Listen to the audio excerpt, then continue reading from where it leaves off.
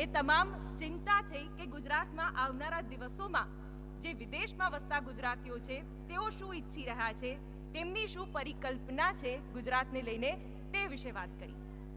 કેન્દ્રીય ગૃહપ્રધાન અમિત શાહના સંબોધનથી ગઈકાલે આ કાર્યક્રમની શરૂઆત થઈ. પહેલો દિવસ ઉત્સાહ એટલો અને તેમાં અમિત શાહના સંબોધન સાથે કાર્યક્રમની શરૂઆત, જેના કારણે કહી શકાય કે કાર્યક્રમમાં ચાર ચાંદ લાગ્યા. તેઓએ પણ વિદેશથી આવેલા ગુજરાતીઓની સરાહના કરી, તેમની કામગીરીને બિરદાવી અને સતત તેઓ ગુજરાત માટે કઈ રીતે કર્તવ્યનિષ્ઠ બનીને કામગીરી કરી રહ્યા છે તે વિશે પણ અમિત શાહે પોતાના વિચારો વ્યક્ત કર્યા. ત્યારબાદ કેન્દ્રીય રાજ્યમંત્રી મીનાક્ષી લેખી કે જેઓએ વિદેશમાં વસતા ભારતીયોની ચિંતા કરી અને તેનો પણ આ મંચ સજ્જો હતો, જેના પર જ્યારે ચર્ચા થઈ કે કઈ રીતે દેશની બહાર વસતા ભારતીયોની ગુજરાતને લઈને, દેશને લઈને તેમની કામગીરી છે તેની પણ વાત કરી. વિષય ગ્લોબલ છે એટલે ગ્લોબલ વિષયો પર પણ ચર્ચા થઈ. પછી એ બિઝનેસ ટાઇકૂન્સ હોય કે પછી એવા ઇન્ફ્લુએન્સર્સ કે જેને જોઈને, જેને સાંભળીને, જેમને સમજીને આજનો યુવા પણ એક અલગ જ દિશામાં ખેડાણ કરવા માટે તત્પર બન્યો છે. મનોરંજન જગત હોય કે ખેલ જગત, તમામ ક્ષેત્રોના મહાનુભાવો સાથે આપણે ગુજરાતના પરિપ્રેક્ષ્યમાં ચર્ચા કરી, વાતચીત કરી અને આજનો બીજો દિવસ પ્રવાસી ગુજરાતી પર્વ 2022નો, જેમાં ફરી એકવાર આપ સૌનું સ્વાગત. મહાનુભાવો પણ મંચ પર હાજર છે, એકવાર જોરદાર તાળીઓથી વધાવી લઈએ. તો નવી ઉર્જા સાથે આજના દિવસની શરૂઆત કરીએ. સારી વાત એ લાગી રહી છે, તમારા સૌના ચહેરા ખીલેલા છે અને ગઈકાલે જે અટાર હતો એમાં આજે ગુજરાતીપણું ક્યાંક છલકી રહ્યું છે. સરસ મજાના અટારમાં, આપ ગુજરાતી અટારમાં, ઇન્ડિયન અટારમાં મોજૂદ છો. એ પણ લાગી રહ્યું છે કે ગઈકાલનો જે રંગ છે હવે ધીમે ધીમે તમારા ઉપર વતનનો રંગ ચડી રહ્યો છે. ખૂબ સારી વાત છે જી. તો શરૂઆત કરીએ. જય જય ગરવી ગુજરાત આપ સૌને. આજે બીજો દિવસ છે. અદાણી પ્રેઝન્ટ પ્રવાસી ગુજરાતી પર્વ 2022 powered by MEIL, initiative by Aaina and TV9. તો શરૂઆત કરીએ આજના કાર્યક્રમની. સૌથી પહેલા મંચ પર આમંત્રિત કરીશું મહેમાનોને. આપણી સાથે મંચ પર હાજર છે TV9 ગુજરાતીના ચેનલ હેડ કલ્પકભાઈ કેકરે, આ સાથે ભાજપ અધ્યક્ષ CR પાટીલ સાહેબ, આઈનામાંથી પ્રફુલભાઈ નાયક આપણી સાથે છે. એ ઉપરાંત ચિરાગભાઈ મને નિમંત્રિત કરતા આનંદ થાય છે. આફ્રિકાના ઉદ્યોગપતિ શ્રી મહેશભાઈ ચંદરિયા, મહેશભાઈને મંચ પર બિરાજમાન થવા માટે વિનંતી છે. મસ્કત ફાર્મસીના ફાઉન્ડર શ્રી દિલીપભાઈ મહેતાને મંચ પર પધારવા માટે સાદર વિનંતી છે. અને કોટક મ્યુચ્યુઅલ ફંડના શ્રી નિલેશભાઈ શાહ, એમના MD શ્રી નિલેશભાઈ શાહને પણ મંચ પર પધારવા માટે સાદર વિનંતી કરીએ. તમામ મહેમાનોને તાળીઓના ગડગડાટથી વધાવી લઈએ.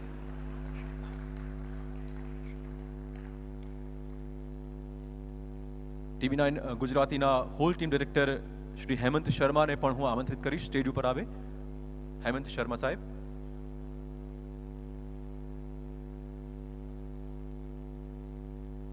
પ્રવાસી ગુજરાતી પર્વ. ગુજરાતીઓ હંમેશા પ્રવાસી રહ્યા છે. જ્યાં પણ હોય, બેઠા હોય એક જગ્યાએ તો પણ એ મનથી વિશ્વભરમાં પ્રવાસ કરતા હોય. અને એવા ગુજરાતીઓનું આ પર્વ છે ને આજે આપણા સૌ માટે આ આનંદનો અવસર છે કે ગુજરાતના નવસારીના સાંસદ અને ગુજરાત પ્રદેશ ભાજપાના લોકપ્રિય અધ્યક્ષ માનનીય શ્રી CR પાટીલજી આજે આપણી વચ્ચે ઉપસ્થિત છે. ફરી એકવાર તાળીઓના નાદ ધ્વનિથી માનનીય શ્રી CR પાટીલ સરનું આપણે સ્વાગત કરીએ અને હવે એમને વિનંતી કરીએ દીપ પ્રાગટ્ય માટે.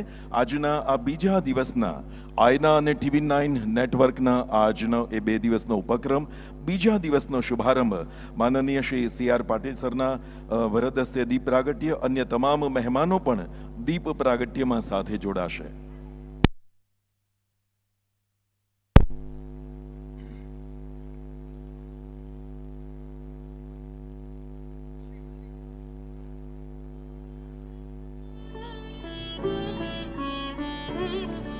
વિશ્વભરના ગુજરાતીઓ આજે અહીં ઉપસ્થિત છે, એમના પ્રતિનિધિઓ ઉપસ્થિત છે.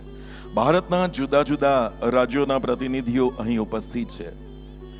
સમાજ જીવનના જુદા જુદા જે વિભાગો જેમ કે વ્યાપાર, ઉદ્યોગ, સિનેમા, રાજકારણ, સમાજ સેવા, આ ધર્મ ક્ષેત્ર, અધ્યાત્મ ક્ષેત્ર, એ બધાનું કેવું અદ્ભુત ચિરાગભાઈ બિલકુલ. એક આ જોડાણ છે પ્રવાસી ગુજરાતી પર્વમાં, અને એના બીજા દિવસે મંગલ શુભારંભ થઈ રહ્યો છે.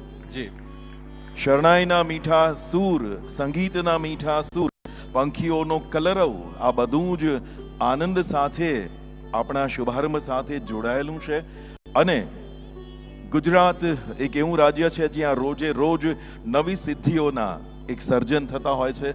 ગુજરાતી કોઈ પણ દેશમાં હોય, વિશ્વમાં હોય, રોજ એક નવી સિદ્ધિ તે પ્રાપ્ત કરતો હોય છે. તો આ તમામ સિદ્ધિઓને આપણે આવકારીએ, અને એની સાથે સાથે જ હવે જે વક્તા છે એમને નિમંત્રિત કરવા હું જઈ રહ્યો છું આજના કાર્યક્રમમાં. બિલકુલ. તો એ વક્તા છે આજના આપણા શ્રી નિલેશભાઈ શાહ. નિલેશભાઈ શાહને સાદર વિનંતી કરીશું. એસેટ મેનેજમેન્ટ અને મ્યુચ્યુઅલ ફંડ ક્ષેત્રે દરેક માણસની પાસે ધન તો હોય, પણ એ ધનની સાથે સાથે સંપત્તિમાં એ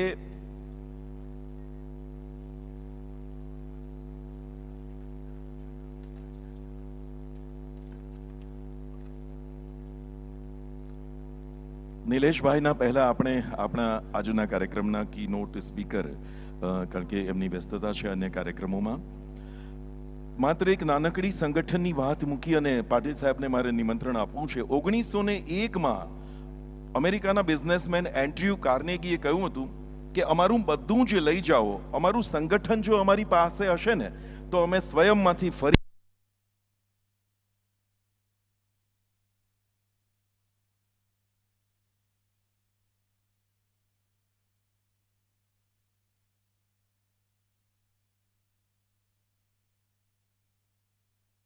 વિકાસમાં ગુજરાત કેવી રીતે આગળ વધે, આ સંગઠનનો આખો વિચાર જેમણે રજૂ કર્યો અને લોકપ્રિયતા સાથે સૌએ ઝીલ્યો, એવા માનનીય અધ્યક્ષ શ્રી CR પાટીલ સાહેબને આપણે સાદર વિનંતી કરીએ કે સર, આજના આ દિવસે આપનું પ્રાસંગિક આપ ઉદ્બોધન કરશો. માનનીય શ્રી CR પાટીલ સાહેબ.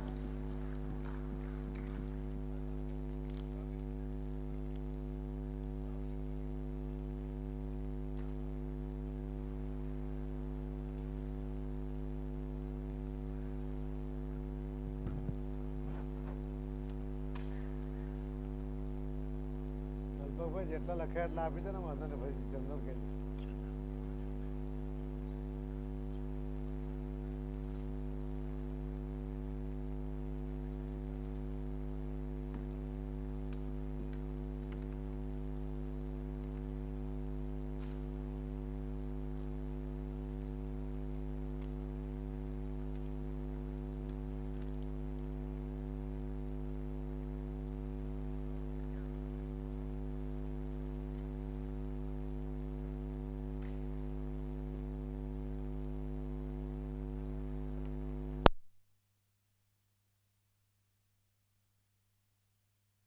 કાર્યક્રમમાં આપણી વચ્ચે ઉપસ્થિત આદરણીય શ્રી હેમંતજી શર્માજી, આદરણીય શ્રી કલ્પકભાઈ, શ્રી પ્રફુલભાઈ નાયક, શ્રી નિલેશભાઈ શાહ, શ્રી દિલીપભાઈ મહેતા, ખૂબ મોટી સંખ્યામાં અહીં પધારેલા અલગ અલગ દેશોમાંથી 20 જેટલા દેશોમાંથી અહીં આવેલા પ્રતિનિધિઓ, સૌ ભાઈઓ અને બહેનો. આમ તો ગઈકાલે ભારતીય જનતા પાર્ટીના કાર્યાલય કમલમ ખાતે આપ સૌને ભોજન પર જ્યારે નિમંત્રિત કરવાના કાર્યક્રમ પરમ રાત્રે એમાં નક્કી થયો, પરંતુ મારો એ કાર્યક્રમ એક દિવસ લેટ કરીને ફરીથી લેટ કરવો મુશ્કેલ હતો, એટલા માટે હું પહોંચી નહીં શક્યો. પરંતુ આદરણીય શ્રી અમિતભાઈ શાહ સાહેબ એ પોતે પોતાના પ્રવાસમાંથી સીધા એ આપની સાથે જોડાઈ શક્યા, પરંતુ હું એમાં જોડાઈ નહીં શક્યો. એના માટે આપ સૌની માફી માંગુ છું. આપ સૌ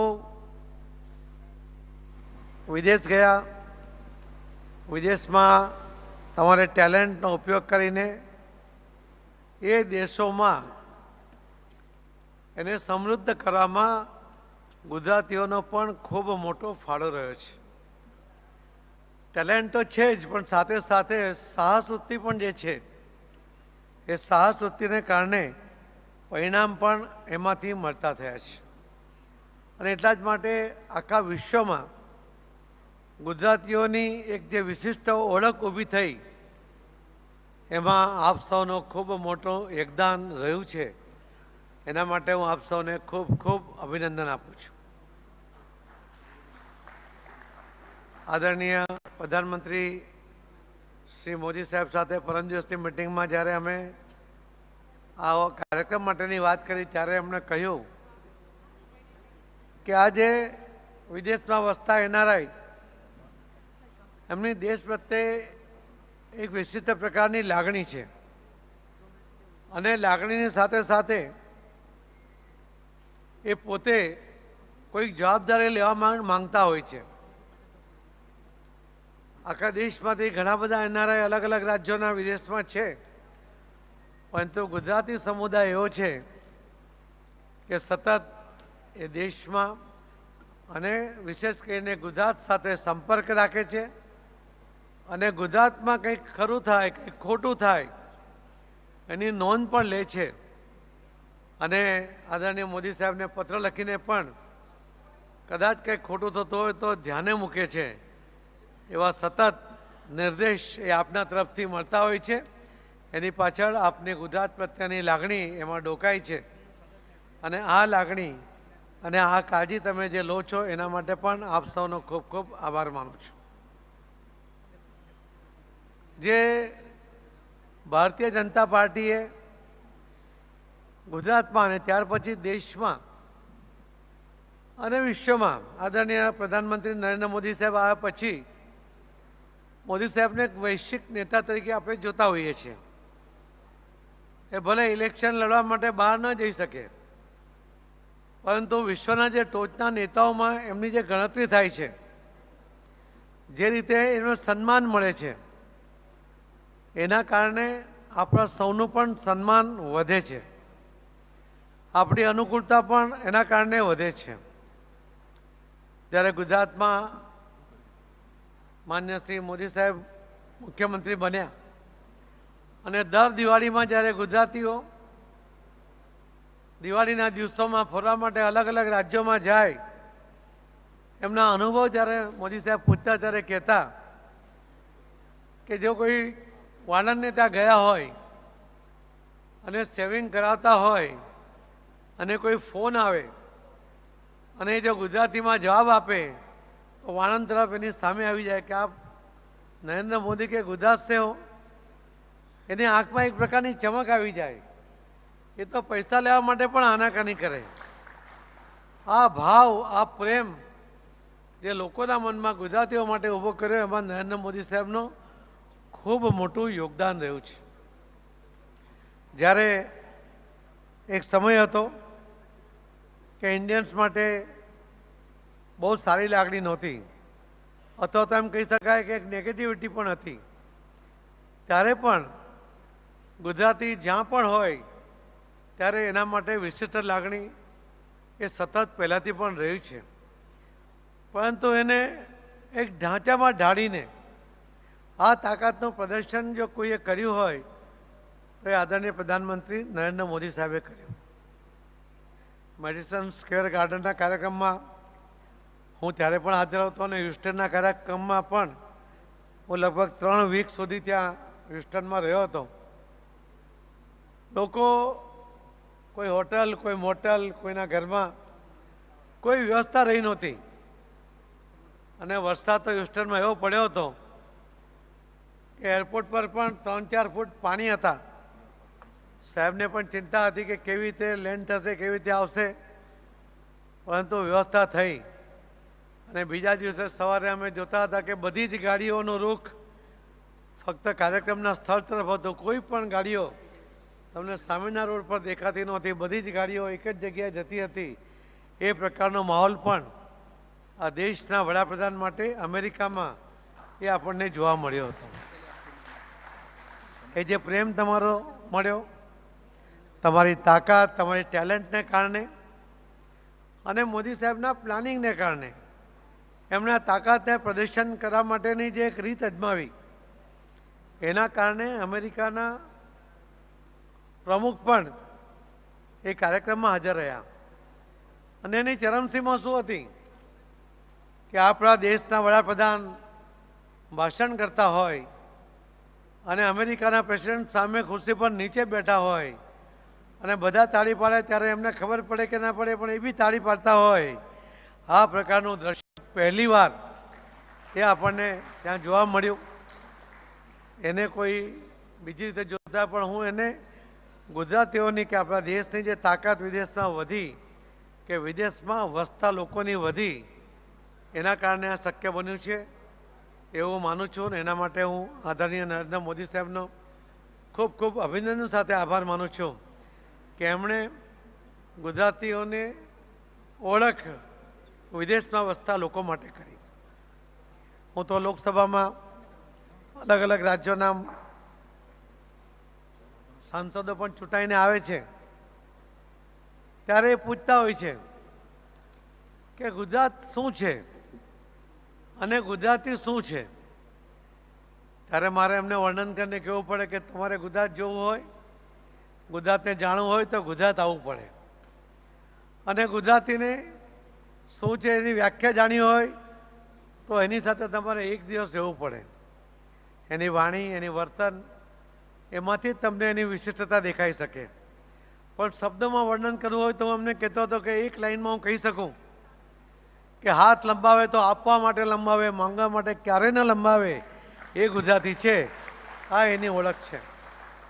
ગુજરાતમાં અનેક સંકટો આવ્યા, ભૂકંપ આવ્યો, પૂર આવ્યા, ત્યારે બીજા રાજ્યો કે બીજા દેશોમાં કોઈ જગ્યાએથી મદદ આવીને રાહ જોતા હોય પણ ગુજરાતમાં ગુજરાતી અમેરિકા બેઠો હશે કે ગમે ત્યાં બેઠો હશે કે ગુજરાતના ગુજરાતી પણ કોઈ મદદની રાહ જોયા વગર પોતાનાથી બનતી મદદ એ કરવાની શરૂઆત કરી દે છે. એને ઊભો કરવા માટે કોઈના મદદની જરૂર નથી પડતી. એ ગુજરાતી છે અને ગુજરાતના લોકોની માનસિકતા પણ છે. સ્વાભાવિકપણે લોકો આ વાતથી ટેવાયેલા નથી, પરંતુ ધીરે ધીરે આ જોઈ રહ્યા છે ત્યારે એક સમય એવો કહેતા હતા કે ગુજરાતી શું એટલે દાળ ભાત ખાય, ગુજરાતી શું તો કે વેપાર કરે. પરંતુ હવે દરેક ક્ષેત્રની અંદર ગુજરાતીઓએ પોતાનું મહત્ત્વનું યોગદાન આપ્યું છે. આપણે અમેરિકામાં પણ જોયું છે કે અનેક મહત્ત્વના સ્થાનો ઉપર ઇન્ડિયાના અને વિશેષ કરીને ગુજરાતના લોકો એ સ્થાન શોભાવે છે. એટલા એમની તાકાતની સાથે સાથે એને ટેલેન્ટને ત્યાંના લોકોએ ઓળખી છે. અનેક ક્ષેત્રની અંદર ગુજરાતીઓએ પોતાનું આગવું સ્થાન ઊભું કર્યું છે. ગુજરાતનો જ્યાં સૌથી વધુ સંખ્યા છે ત્યાંથી ચૂંટાયેલા અહીંયા એક મંત્રી એ પણ આપણી સામે અહીંયા બેઠા છે. એક કેની દેસાઈ પણ કોઈ જગ્યાએથી આવ્યા છે એવું મને હમણાં કહેતા હતા. તો એમને આવવું પડે અથવા આવવું જોઈએ એવું જે મનમાં એમની ભાવના આવે એ તાકાતના આધારે આવે. ક્યારેય કોઈ નબળા માણસ માટે કોઈને સિમ્પતિ હોઈ શકે, કોઈને મદદ કરી શકે, પરંતુ સન્માન ન મળી શકે. અને એટલા જ માટે ગુજરાતી ક્યારેય નબળો નથી, એના માટે ક્યારેય સિમ્પતિની જરૂર નથી. એની પાસેથી મદદની અપેક્ષા હોય છે. એટલા માટે જ્યારે આપણી સાથે લોકો રહેવાનો પ્રયત્ન કરે ત્યારે આપણે માનું કે આપણે સાચી દિશામાં જઈ રહ્યા છે. આપણી તાકાત પણ સંગઠિત થઈ રહી છે. ગુજરાતને લાગે વળગે ત્યાં સુધી હું આપણે ચોક્કસ કહીશ કે આવનારા દિવસોમાં, આવનારા મહિનાઓમાં જ હવે તો ગુજરાતમાં વિધાનસભાનું ઇલેક્શન ડોક્યા લઈ રહ્યું છે. આપ સૌ વિદેશમાં છો, સોશિયલ મીડિયા ઉપર કે ટીવીના ચેનલ ઉપર તો પ્રિન્ટ મીડિયાના સમાચારોને કારણે આપના મનમાં ઘણીવાર દ્વિધા પણ થઈ હશે, ચિંતા પણ થતી હશે. પરંતુ ભારતીય જનતા પાર્ટીના ગુજરાતના પ્રદેશના એક કાર્યકર્તા તરીકે મળેલી મને જવાબદારીના આધારે હું આપને ચોક્કસ કહીશ કે ચિંતા માટેનું કોઈ કારણ હું જોતો નથી. જેને જો નાની મોટી કોઈ ચિંતા હશે તો હવે જ્યારે આપ 2 મહિના અહીંયા રોકાવાના છો એ આપનો સહકાર, આપની તાકાત, આપની શુભેચ્છા, આપના આશીર્વાદ એના કારણે નાની મોટી ચિંતા પણ દૂર થઈ જવાની છે. અહીં રાજકારણમાં દરેક જણને લડવાની, પોતાનો મુદ્દો મૂકવાની એનો એ અધિકાર છે, પરંતુ કોઈને ગેરમાર્ગે દોરવા અને પણ ગુજરાતમાં દોરવા એ શક્ય નથી, એ પણ હું આપને કહેવા માંગુ છું. મેં હમણાં પણ કહ્યું હતું કે ગુજરાતની વિશિષ્ટતા માટે કહ્યું કે હાથ લંબાવે તો આપવા માટે, માંગવા માટે નહીં લંબાવે. એવા રાજ્યમાં રહેતા લોકોની જે માનસિકતા છે એને મફતની ઓફરો કરીને કેટલાક લોકો લોભાવવાનો પ્રયત્ન કરે અને એના દ્વારા મત માંગવાનો પ્રયત્ન કરે. મારે આપ સૌના વતી એમને કહેવું છે કે તમે ખોટી જગ્યાએ આ પ્રયત્ન કરી રહ્યા છો, કેમ કે આપ નિષ્ફળ જવાનો છો. જેમણે અનેક રાજ્યોમાં કે જ્યાં ગુજરાત કરતાં ખૂબ ગરીબ લોકો પણ રહે છે ત્યાં પણ આવી લોભામણી ઓફર કર્યા પછી સફળ નથી થયા. એ આપણા દેશની માનસિકતા છે. કોરોનાનો સમય હતો કે મંદીનો સમય, એના પહેલાં પણ ક્યારે આપણા દેશને કે ગુજરાતના લોકોને તકલીફ નથી પડી, કેમ કે આપણને બચતની ટેવ છે. નાનામાં નાનું સામાન્ય ઘરમાં આપણે જઈએ તો કાનની બુટ્ટી કે નાકની નથનીથી માંડીને નાનું મોટું સોનું, કદાચ તોલો, 1.5 તોલો સોનું દરેક બહેનો પાસે હોય. અને 40-50 હજાર ત્યારે સોનાનો ભાવ હતો મંદી વખતે, એમાંથી પણ એને 70-80 હજાર રૂપિયા મળી જાય. એના ઘરનો જે ખર્ચો હોય એ 3-4 હજારનો ગણીએ તો ઓછામાં ઓછા એ 20 મહિના સુધી, એટલે કે 1.5 વર્ષથી વધુ સમય એ આ મંદીમાંથી બહાર નીકળે ત્યાં સુધી પોતાનું ઘર ચલાવી શકે એટલી બચત એણે ચોક્કસપણે કરી હોય છે. આપણા દેશમાં સૌથી વધુ જો રોકાણ, સેફ રોકાણ કોઈ ગણતું હોય તો એ સોનું છે. હમણાં નિલેશભાઈ તો માર્કેટના એક્સપર્ટ છે, એટલે એ તો માર્કેટમાં જ રોકાણ કરવાનું કહે છે. પરંતુ એમને એક વાતને કારણે મારા ઘરમાં મારી પત્નીએ સોનું ખરીદવાનું બંધ કરી દીધું છે. મારા માટે રાહત છે. એકવાર એ સુરત આવ્યા હતા, એમણે કહ્યું કે જો આપણે 1 વર્ષ સુધી સોનું બહારથી નહીં મંગાવીએ તો આપણે એફડીઆઈની જરૂર ના પડે. આવું જ કહ્યું હતું ને. બીજા કોઈ તો બહુ કદાચ સંમત નહીં થયા હોય, પણ મારી પત્નીને હું ઠસાવીને મારો ખર્ચો અટકાવી શક્યો છું કે નિલેશભાઈ ના પાડે છે કે સોનું નહીં ખરીદવું જોઈએ. તો આ જે વાત છે એ બચતની જે ટેવ છે, આ ટેવને કારણે પણ આપણે સતત આવી મહામંદીમાંથી પણ બહાર આવી શકતા હોઈએ છીએ. કે ઘણા બધા ભૂકંપ જેવો ભૂકંપ એ આપણને હલાવી નથી શકતો. અને આદરણીય પ્રધાનમંત્રી નરેન્દ્ર મોદી સાહેબે હમણાં કચ્છમાં, કેમ કે ભૂકંપ પછી એ તરત આવ્યા હતા, 5-6 મહિના પછી આવ્યા, એમણે જવાબદારી સંભાળ્યા પછી 26મી જાન્યુઆરી સુધીમાં કેટલા કામ પૂરા થાય સરકાર દ્વારા, એનજીઓ દ્વારા, એના માટે એમણે એક આખો પ્લાન કર્યો. એમણે કહ્યું હતું કે જ્યારે 1 વર્ષ પૂરું થશે તે દિવસે આખા દેશમાંથી અને વિશ્વમાંથી પણ પત્રકારો આવશે, ત્યારે આપણને બતાવવું છે કે ગુજરાતમાં ભૂકંપમાં જે કચ્છને નુકસાન થયું છે, કચ્છનું નુકસાન અમે ભરપાઈ કર્યું છે. અને કદાચ કચ્છ જે હતું એના કરતાં વધુ સુંદર, વધુ સુવિધાવાળું બન્યું છે. પરંતુ હમણાં 1 મહિના પહેલાં આદરણીય પ્રધાનમંત્રી નરેન્દ્ર મોદી સાહેબે ભુજમાં એક સ્મૃતિવન બનાવ્યું છે. આપ અહીં આવ્યા છો ત્યારે મારે આપને પણ વિનંતી છે કે આપ તો જોવાલાયક ઘણા બધા સ્થળો થયા છે.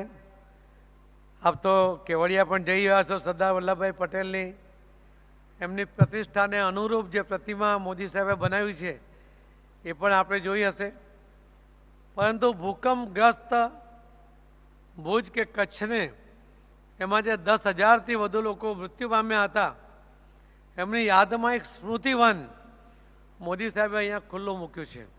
અને એમણે કહ્યું કે જ્યારે અમેરિકા પર હુમલો થયો ને ત્યાં પછી એ ટ્વિન્સ ટાવર તૂટ્યા પછી ત્યાં જે ઝીરો ગ્રાઉન્ડ ઉપર જે ત્યાં એક સ્મૃતિ માટે ત્યાં જે કામ થયું છે, ત્યાં જે એ જ રીતે જાપાનમાં જે હિરોશીમા પર બોમ્બ પછી એની યાદમાં ત્યાં જે ડેવલપમેન્ટ થયું છે એવું જ કદાચ એના કરતાં પણ સારું કુદરતી આફત ભૂકંપ પછી એ સ્મૃતિવનમાં કે શું હતું ભૂકંપ, એના પહેલાંનું કચ્છ શું હતું, એના પછીનું શું છે, અને એ 10,000 લોકોના જે મૃત્યુ થયા હતા એમના માટે પણ એક એક વૃક્ષ ત્યાં રોપવા માટે એમના પરિવારજનોને એમણે આહ્વાન કર્યું, અને એના કારણે જે ત્યાં એને શબ્દોમાં ન વર્ણવી શકાય એ પ્રકારનું આ સ્મૃતિવન ત્યાં બનાવ્યું છે. આપના આ કાર્યક્રમમાં પ્રવાસ દરમિયાન આપ ચોક્કસ આ સ્મૃતિવનની પણ ભેટ લેજો, મુલાકાત કરજો, એ મારી આપ સૌને વિનંતી પણ છે. કે હવે આપણા દેશમાં અમેરિકા કે હિરોશીમામાં જે આપણે જોયું હોય એવું કલ્પના આપણે નથી કરતા કે આપણા દેશમાં થઈ શકે, પરંતુ હવે થઈ રહ્યું છે એ આપને જોવા માટે પણ મારી એટલા માટે વિનંતી છે. મોદી સાહેબ કહેતા હોય છે કે કોઈ એ વ્યક્તિ ગુજરાતમાં પ્રવાસ માટે આવે અને 2, 4, 5 દિવસમાં ફરીને જતો રહે તો એ આખું ગુજરાત ક્યારેય જોઈ ન શકે. હવે એને ગુજરાત જોવું હોય તો ઓછામાં ઓછા 15 દિવસ ગુજરાતમાં રહેવું પડે, અને રોજે રોજે ફરે તો જે ગુજરાતમાં થયેલા વિકાસને જોઈ શકે એ પ્રકારના પર્યટનની વ્યવસ્થા એ નરેન્દ્ર મોદી સાહેબે ગુજરાતમાં વિકસાવ્યું છે. પર્યટન એક ઇન્ડસ્ટ્રી છે, એના કારણે અનેક રોજગારી મળે છે. એમાં જે વિવિધતા આપણે જોઈ છે કે દાંડી કૂચ આપણે ઇતિહાસમાં ભણ્યા આપણા ભણતી વખતે, પરંતુ એ દાંડી યાત્રાને આપણને મીઠાનો સત્યાગ્રહથી વધુ કશું યાદ નથી. પરંતુ મહાત્મા ગાંધીજી સાથે બીજા 79 લોકો એટલે કુલ 80 લોકો આ સત્યાગ્રહમાં એ જે નીકળ્યા હતા એ તમામની પ્રતિમાઓ 6 ફૂટની પ્રતિમાઓ એ ત્યાં દાંડીમાં હમણાં મૂકવામાં આવી છે. 6 લાખ લીટરનો તળાવ, અને તળાવમાં પાણી ન ખૂટે એના માટે તળાવની નીચે અંડરગ્રાઉન્ડ 4 લાખ લીટરના પાણીની ટેન્ક બનાવવામાં આવી છે. એમાં 120 ફૂટ ઉપર 2 પાઇપ મૂકવામાં આવ્યા છે. બંને પાઇપ એકબીજાને અડતા નથી, બંને ક્રોસ છે. પણ આપણા એન્જિનિયરોએ જે સિદ્ધિ હાંસલ કરી છે કે કોઈ પણ જાતના ટેકા વગર 120 ફૂટ સુધી, અને એ પણ ક્રોસ મૂકીને એમણે એ પાઇપોમાં જે જ્યોત જલાવી છે એ નરેન્દ્ર મોદી સાહેબે જ્યોત ત્યાં શરૂ કરી છે. નરેન્દ્ર મોદી સાહેબે ગાંધીજીના જીવન દરમિયાન બનેલા ઐતિહાસિક પ્રસંગોને ત્યાં એક પથ્થર ઉપર અલગ અલગ જગ્યાએ એ મૂકતા ગયા છે. એ પણ એક જોવાલાયક સ્થળ છે. લગભગ 150 કરોડના ખર્ચે મોદી સાહેબે જ્યારે એને વિકસાવ્યું ત્યારે અમને પણ કલ્પના નહોતી કે આમાં શું બનાવશે. મારા મત શ્રેષ્ઠનો વિચાર હતો. રોજ 4-5 હજાર લોકો આવવા માંડ્યા. પછી શનિ રવિમાં લગભગ 25,000 લોકો એ સ્થળની મુલાકાત લે છે. ગાંધીજીને જાણવું હશે ને તો એકવાર દાંડી પણ જવું જોઈએ એવી મારી આપ સૌને વિનંતી છે. હવે તો ત્યાં તમને મીઠાની બોટલ પણ ત્યાં જ મીઠું બની જાય તમારી આંખ સામે, એમાંથી આટલી બોટલ કે દાંડીનું મીઠું એ તમે યાદમાં લઈ જાઓ એ પ્રકારની વ્યવસ્થા મોદી સાહેબે કરી છે. તમે અંબાજી હમણાં નહીં હશો, કદાચ પહેલાં દર્શન કર્યા હશે. તમે હમણાં જુઓ અંબાજી જે રીતે એમણે મંદિરને ડેવલપ કર્યું, આજુબાજુના સ્થળો, અને અંબાજીના આરતીની શરૂઆત કરી છે. અને ત્યાં પણ પ્રસાદ એની ગુણવત્તા કેવી હોય એની પર એમણે ખૂબ ધ્યાન આપીને એમણે અંબાજીને પણ ડેવલપ કર્યું છે.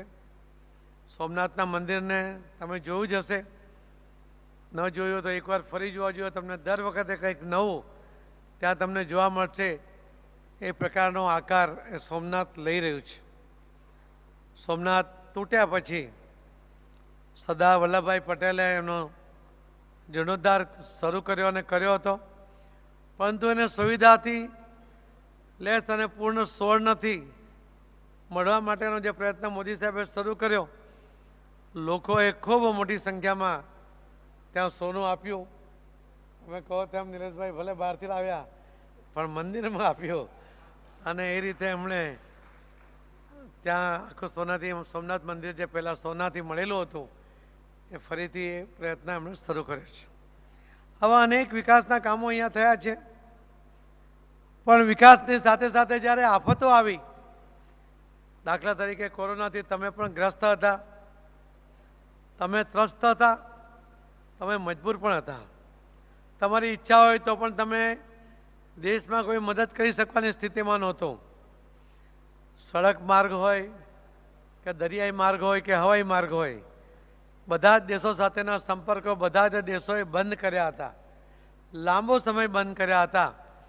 ત્યારે આપણા દેશની અંદર આ કોરોનામાં રસી ક્યારે આવશે, ક્યારે આપણે એમાંનો સામનો કરીશું, ક્યારે બચીશું, કેટલા લોકો એમાં મૃત્યુ પામશે, એની કલ્પના કરીએ તો ડરી જવાય એ પ્રકારનું વાતાવરણ હતું. ત્યારે મોદી સાહેબે આત્મનિર્ભર યોજના જેમણે પહેલાંથી જાહેર કરી હતી અને કોંગ્રેસ ઠેકડી ઉડાવતી હતી, એમણે આપણા દેશના વૈજ્ઞાનિકોને પ્રોત્સાહિત કર્યા, એમના પર વિશ્વાસ કર્યો અને એક નહીં, બે નહીં, ત્રણ વેક્સિન આપણા દેશના વૈજ્ઞાનિકોએ બનાવી.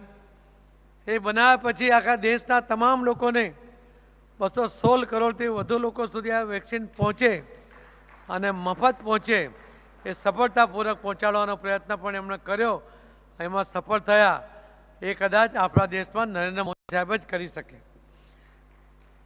જો કદાચ આદિવાસી વિસ્તાર હોય કે ગરીબ વિસ્તારમાં કોઈ ઘરમાં 4-5 લોકો રહેતા હોય અને એમને જો વેક્સિન ન લઈ શકે કે ના ખરીદી શકે તો એ કોરોનાગ્રસ્ત થાય, એના કારણે કોરોના ફેલાતો રહે, એના કારણે મૃત્યુ થતા રહે. એટલા માટે દરેક લોકોને વેક્સિન મળવું જોઈએ. એટલે મફત આપવું હોય તો શું આપવું જોઈએ એ નરેન્દ્ર મોદી સાહેબે આખા દેશ અને દુનિયાને બતાવ્યું કે વેક્સિન આપો, એમનો જીવ બચાવવો છે.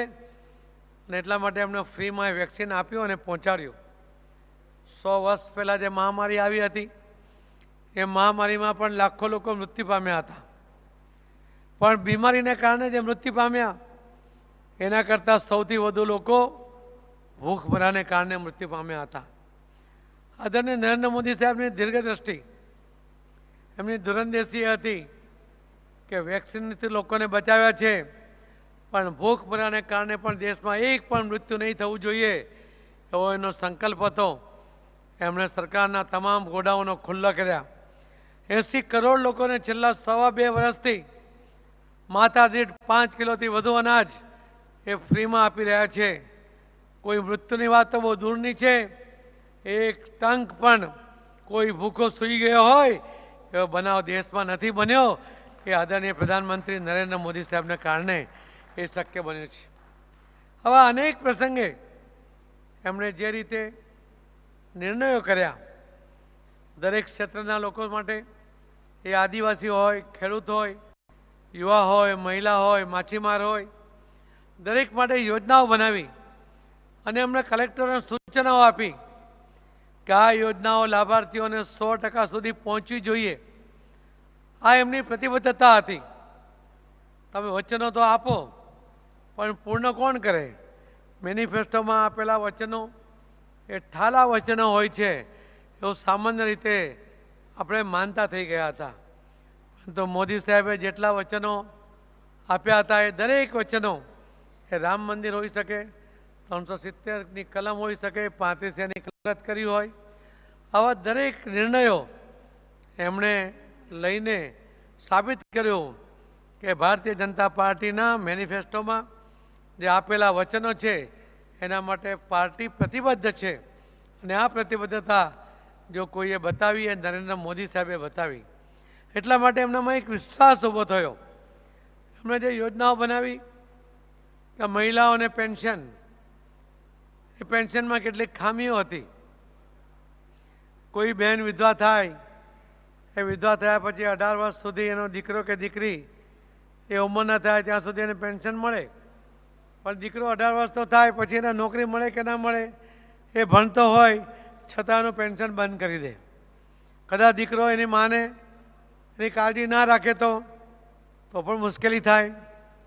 તમે ગુજરાતની અંદર 1000થી વધારીને 1250 રૂપિયા પેન્શન તો કર્યું.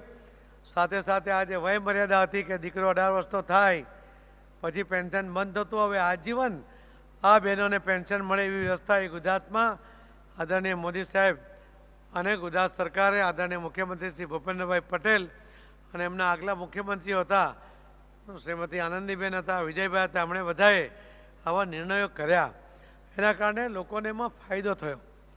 એમને જે 100% દરેક જિલ્લામાં વિધવા બહેનોને પેન્શન મળવું જ જોઈએ, એમને 100 એવા કાર્યક્રમો કરવા માટે કહ્યું.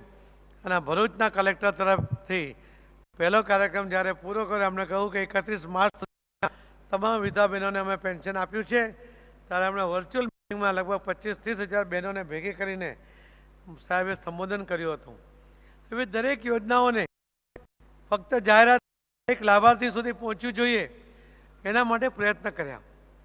એની જે રીત છે એ પણ સમજવા જેવી છે.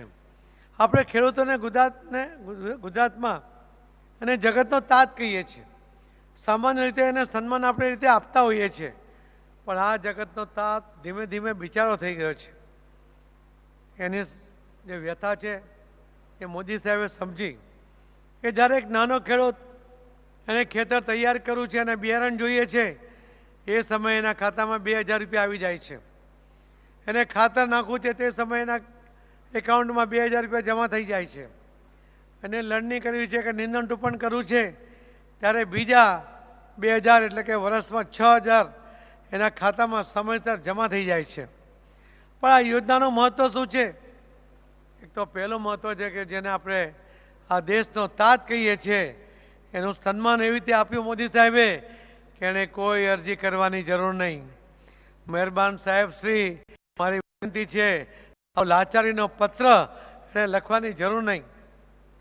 કોઈ પણ જાતના અરજી વગર સીધા એના ખાતામાં આ મદદ એને જમા થઈ જાય, એ પ્રકારનું સન્માન મોદી સાહેબે એને આપ્યું છે.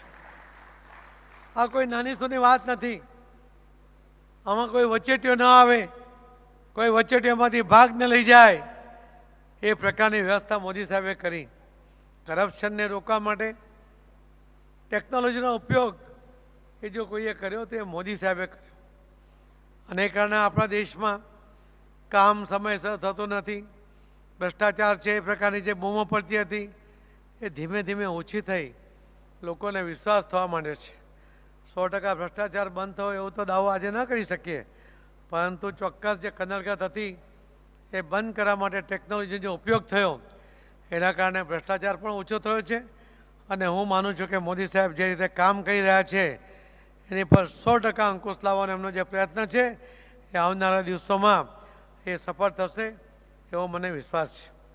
આપ સૌ તો વિદેશોમાં ભ્રષ્ટાચાર નથી એના કારણે આપણા દેશની જે તુલના કરતા હોય છે ત્યારે તમે દુઃખી થતા હો છો, પણ એ દિવસ દૂર નથી કે તમારી કલ્પના, તમારી અપેક્ષા એ આવનારા દિવસોમાં ચોક્કસપણે પૂર્ણ થવાની છે. હું તો સમય તમારો મેં વધારે લઈ લીધો, પરંતુ હું આપને એક વિશ્વાસ અપાવવા માગું છું કે આવનારા ઇલેક્શનની અંદર અનેક લોકો આવ્યા છે. કોંગ્રેસ પણ ઊભો થવાનો પ્રયત્ન કરે છે, કાક ગોળીના સારે ઊભો થાય ને પછી ફસરાવી પડે છે, ધીમે ધીમે લુપ્ત થતી જાય છે. પરંતુ ગુજરાતમાં આ વખતનું ઇલેક્શન એટલા માટે પણ મહત્વનું છે કે નરેન્દ્ર મોદી સાહેબના હાથ મજબૂત કરવા છે. આ એક ગુજરાતના મતદાર આ વાત સમજે છે, એ પણ સમજે છે કે પ્રાદેશિક પાર્ટીઓને મત આપવાથી શું નુકસાન થાય છે. અને દરેક પાર્ટી પ્રાદેશિક થઈ ગઈ છે. એક વખત કોંગ્રેસ એક નેશનલ પાર્ટી હતી, એ નેશનલ પાર્ટી આજે એક સીમિત થઈ ગઈ છે. રાજસ્થાનમાં એકમાત્ર એની પાસે સરકાર છે, એ ક્યારે તૂટી પડશે એમના પોતાના ભારથી એ નક્કી નથી. એનો મા, બેટી, દીકરોને જમાઈ આ 4 જણની પરિવારની પાર્ટી બની ગઈ છે. તમે દરેક પાર્ટીને જુઓ. મહારાષ્ટ્રમાં જાઓ તો શિવસેના, બાપ અને દીકરાની પાર્ટી. એનસીમાં જાઓ તો બાપ અને દીકરીની પાર્ટી. તમે બંગાળમાં જાઓ તો દીદી અને એના ભત્રીજાની પાર્ટી. તમે ઉત્તર પ્રદેશમાં જાઓ તો મુલાયમ અને અખિલેશની બાપ દીકરાની પાર્ટી. તમે માયાવતીને જુઓ તો માયાવતી અને ભત્રીજાની પાર્ટી. દરેક પાર્ટી તમે કોઈને પણ જુઓ, સાઉથમાં સ્ટાલિન હોય કે ઓરિસ્સામાં કોઈ પણ જગ્યાએ જુઓ તો એમના તો કોઈ વારસ જ નથી, એટલે પાર્ટી તૂટી જવાની આની પર છે. અને દરેક જણ પોતાના રાજ્યનું એના પૂરતા મર્યાદિત થઈ ગયા છે. અને પોતાના પરિવારના હિત સિવાય અમને કોઈ જોતો નથી. આ દેશ ઉપર કોઈ આફત આવી જાય તો એને બચાવવાની ક્ષમતા જો કોઈમાં હોય તો એ નરેન્દ્ર મોદી સાહેબના અધ્યક્ષતામાં ભારતીય જનતા પાર્ટીમાં છે. એ આખા એક સમય આખા દેશમાં 2 સીટ ભારતીય જનતા પાર્ટીને લોકસભા મળી હતી. આજે એનો આખો રાષ્ટ્રીય વ્યાપ એ નરેન્દ્ર મોદી સાહેબના આગેવાનીમાં એ વધ્યો છે. આખા દેશના લોકો ભારતીય જનતા પાર્ટીમાં વિશ્વાસ કરે છે. જે આપણા બધાની અપેક્ષાઓ હતી. એક સમય હતો મીડિયાના કલ્પકભાઈને બધા અહીંયા બેઠા છે. એક સમય એવો હતો કે રોજ સવારે છાપું જુઓ તો 8 કોલમમાં આતંકવાદીઓ આવ્યા, નિર્દોષ 25 લોકોને રેસી નાખ્યા, આતંકવાદીઓએ બોમ્બ ફોડ્યો, 50 લોકો નિર્દોષ મૃત્યુ પામ્યા. આવા સમાચાર રોજ વાંચતા હતા. આપણે વસ્વસો હતો, આપણે સમસમીને બેસી રહેતા હતા, આપણે કંઈ કરી શકતા નહોતા. સરકાર પાસે કોઈ અપેક્ષા નહોતી, કેમ કે કોંગ્રેસની ત્યારે સરકાર હતી. હું પોતે તે વખતે ડિફેન્સ કમિટીમાં હતો. આવા સમાચાર આવતા ત્યારે અમે કમિટીમાં પૂછતા અધિકારીઓને કે આમાં કેમ કંઈ પગલાં લેવાતા નથી. ત્યારે એમણે દબાતા અવાજે અધિકારી જવાબ ના આપી શકે, પરંતુ પછી અમને કહેતા કે સરકારનું કમિટમેન્ટ હોવું જોઈએ, એ નથી. ચાઇનાના સૈનિકો આપણા દેશમાં 100 કિલોમીટર અંદર ઘૂસી આવે, એમને બંદૂકની ગોળી કે બોમ્બ આપવો જોઈએ, એના બદલે સરકારમાંથી દિલ્હીથી સૂચના આવતી હતી કે એમને લાડુના પેકેટને ગુલાબજાંબુ આપો અને એમને જવા દો. એમને સેફ સ્પેસ પાછો આપતા હતા. કોઈ પણ જાતના ડર વગેરે આપણા હદમાં ઘૂસી આવતા હતા. હવે શું વાતાવરણ છે? 8 કોલમો ઉપર આતંકવાદીઓ હુમલો કર્યો, સમાચાર હવે બંધ થઈ ગયા છે. જે આપણા અહીંયા આતંકવાદીઓ ઘૂસી આવતા હતા, આપણા સૈનિકોએ આતંકવાદીઓના અડ્ડા ઉપર પાકિસ્તાનમાં ઘૂસીને એમના અડ્ડાઓને સાફ કરી નાખ્યા. એ તાકાત નરેન્દ્ર મોદી સાહેબે બતાવી છે. ચાઇનાના સૈનિકો ઘૂસતા બંધ થઈ ગયા છે અને ઘૂસે ત્યારે એને રેસી નાખવાની તાકાત આપણા સૈનિકોએ વારંવાર બતાવી છે. હવે એવા સમાચાર નથી આવતા કે ચાઇનાના સૈનિકો 100 કિલોમીટર ઘૂસી આવે. એક સમય એવો થઈ ગયો હતો કે ચાઇના અને આપણા દેશનો યુદ્ધ થઈ જશે. બંને સેનાઓ ધીમે ધીમે સામસામે ગોઠવાઈ ગઈ હતી. લોકસભા ચાલુ થઈ, મારે સાહેબને મળવું હતું, પણ મને થયું કે આ વાતાવરણમાં સાહેબ ટેન્શનમાં હશે, આપણે ક્યાં મળવા જવું. એક દિવસ નહીં ગયો, બીજા દિવસે નહીં ગયો, ત્રીજા દિવસે હિંમત કરીને હું સાહેબને મળવા ગયો તો સાહેબ તો નિરાંતે બેઠા હતા. મેં સાહેબને કહ્યું કે સાહેબ, હું તો 3 દિવસથી આપને મળવા માંગતો હતો, પરંતુ આ ચાઇના સાથેનો જે પ્રશ્ન ઊભો થયો છે એના કારણે આપ ટેન્શનમાં હશો, એના કારણે હું આપને મળવાનું ટાળતો હતો. પણ આપ તો અહીંયા જે નિરાંતે બેઠા છો, જાણે ચાઇના ઉપર આપણે વિજય પ્રાપ્ત કરીને બેઠા હોય એવી નિરાંતે બેઠા છો. સાહેબે તો કોઈ જવાબ નહીં આપ્યો, એમણે તો હસીને ટાળી દીધું. પણ બીજા ત્રીજા દિવસે આપણને જોવા મળ્યું કે ચાઇનાએ પોતે પોતાનો લશ્કર ધીમે ધીમે વિડ્રો કરી લીધો. આ તાકાત પણ નરેન્દ્ર મોદી સાહેબ પાસે છે. આખા વિશ્વના સમૃદ્ધ દેશો એ પણ ચાઇનાથી દૂર રહે છે. એમની પણ તાકાત નથી ચાઇનાને ચેલેન્જ કરવાની. નરેન્દ્ર મોદી સાહેબની તાકાત છે. આ તાકાત જો કોઈમાં હોય આજ દિન સુધીમાં એવા પહેલા વડાપ્રધાન એ આપણને મળ્યા છે. એમણે જે અશ્વમેઘ યજ્ઞનો એમનો અશ્વ ફરતો ફરતો ગુજરાતમાં આવ્યો છે. 1,18,00,000 પ્રાથમિક સદસ્ય ભારતીય જનતા પાર્ટીના ગુજરાતમાં છે અને 82 લાખ જેટલા પેજ કમિટીના સદસ્યો જ્યારે ભારતીય જનતા પાર્ટીના ગુજરાતમાં છે.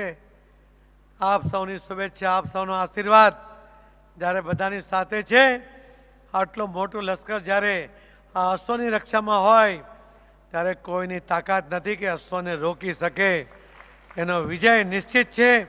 અશ્વને રોકવાની કોઈની તાકાત નથી. અને એટલા માટે આપને કહીશ કે 8મી ડિસેમ્બરે જે હિમાચલ પ્રદેશનું કાઉન્ટિંગ નક્કી થયું છે એ જ તારીખે ગુજરાતનું કાઉન્ટિંગ પણ ચોક્કસ નક્કી થશે. ત્યાર પછીના આખા ગુજરાતની જે વિજય યાત્રામાં આપ સૌ પધારો એવું આમંત્રણ હું આપને આજથી આપી દઉં છું. આપ સૌએ મને ખૂબ સમય આપ્યો એ બદલ આપનો, પછી કલ્પકભાઈનો અહીં આવ્યા એમને બધાનો ખૂબ ખૂબ આભાર માનીને મારી વાતને વિરામ આપું છું. જય જય ગરી ગુજરાત, ભારત માતા કી. ધન્યવાદ, આભાર માનનીય શ્રી CR પાટીલજી. ઘણીવાર આપણને એમ થતું હોય કે એક લીડર છે, સફળ લીડર કેમ બને. માનનીય શ્રી CR પાટીલનું પ્રવચન આપણે સાંભળ્યું તો આપણને એની અનુભૂતિ થઈ, કારણ કે એમાં સંકલ્પ, સરળતા, સાદગી, એમના સંકલ્પો, માનનીય પ્રધાનમંત્રીશ્રીનું જે વિઝન છે ગુજરાતમાં અને ભારતમાં, એ આખી એ વાત કરી. એની સાથે સાથે જ્યારે પ્રવાસી ગુજરાતી પર્વ છે તો ગુજરાતના પ્રવાસન સ્થળો, ધાર્મિક સ્થળોની પણ એમણે વાત વણી લીધી. આભાર માનનીય શ્રી CR પાટીલજી. અને હવે પ્રફુલ્લભાઈ નાયકને, ગુજરાત આયનાના જેઓ પ્રતિનિધિ છે એમને, અને Shri Hemant Sharmaji, director, whole time director TV9, એમને વિનંતી કરું કે આપ બંને માનનીય શ્રી CR પાટીલજીનું સ્વાગત અને સન્માન કરશો, સ્મૃતિ ભેટ આપશો.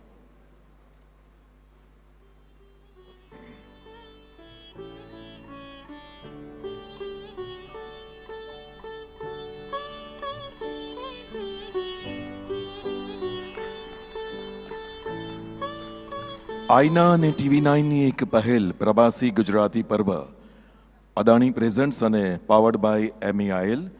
આખો એ 2 દિવસીય ગુજરાતી પ્રવાસી પર્વ છે, એનો આજે બીજો દિવસ છે મિત્રો.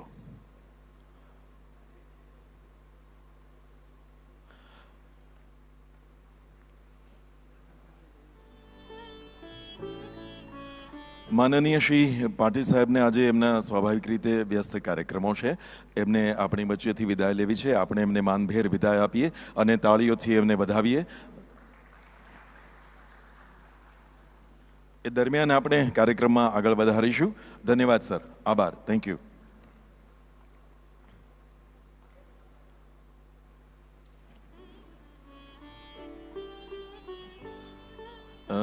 એમને વિનંતી કરી 2 મિનિટ માટે રોકાવા, કારણ કે સન્માન તરફ આપણે જઈ રહ્યા છીએ. We have a special guest today from Hyderabad, Shri આદરણીય Shri Jagapati Raoji. I would like to request Jagapati Raoji, promoter of the TV9 group network, to come over to the stage. જોરદાર તાળીઓથી આપણે સ્વાગત કરીએ. TV9 ગ્રુપના પ્રમોટર શ્રી જગપતિ રાવજી આજે હૈદરાબાદથી છે. એમને આપણે મંચ પર અહીં નિમંત્રિત કર્યા અને હવે એમના જ વરદ હસ્તે અન્ય જે મહાનુભાવો આજના વક્તાઓ છે એમનું આપણે સ્વાગત અને સન્માન કરીશું. સર્વપ્રથમ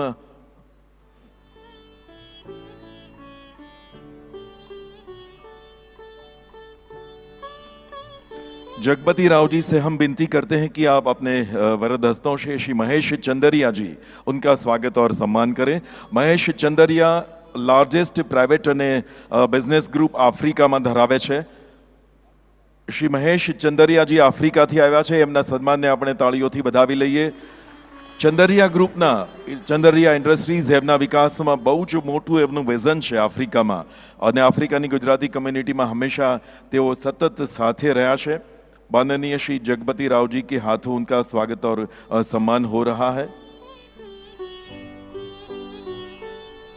इनके बाद हम माननीय श्री जगपति राव जी से विनती करते हैं कि आप मस्कत से पधारे हुए हमारे श्री दिलीप मेहता, मस्कत फार्मेसी फाउंडर, 140 से ज़्यादा इनके आउटलेट है, तो उनका आप स्वागत और सम्मान करें. मस्कतनी सामाजिक, आर्थिक, धार्मिक તમામ ગતિવિધિઓમાં ગુજરાતીઓની અને મસ્કતની પ્રવૃત્તિઓમાં જેઓ સતત સાથે રહ્યા છે એમનું આ સ્વાગત અને સન્માન. और उनके बाद મસ્કતના ગુજરાતીઓ પણ અહીં ઘણા બધા છે, મસ્કત સાથે ગુજરાત જોડાયેલું છે. और उनके बाद मैं रिक्वेस्ट करता हूँ माननीय श्री जगपति के आप स्वागत करें श्री नीलेश शाह, कोटक म्यूचुअल फंड के मैनेजिंग डायरेक्टर, जिनका जिक्र अभी माननीय श्री CR पाटिल जी ने भी अपने प्रवचन में किया था.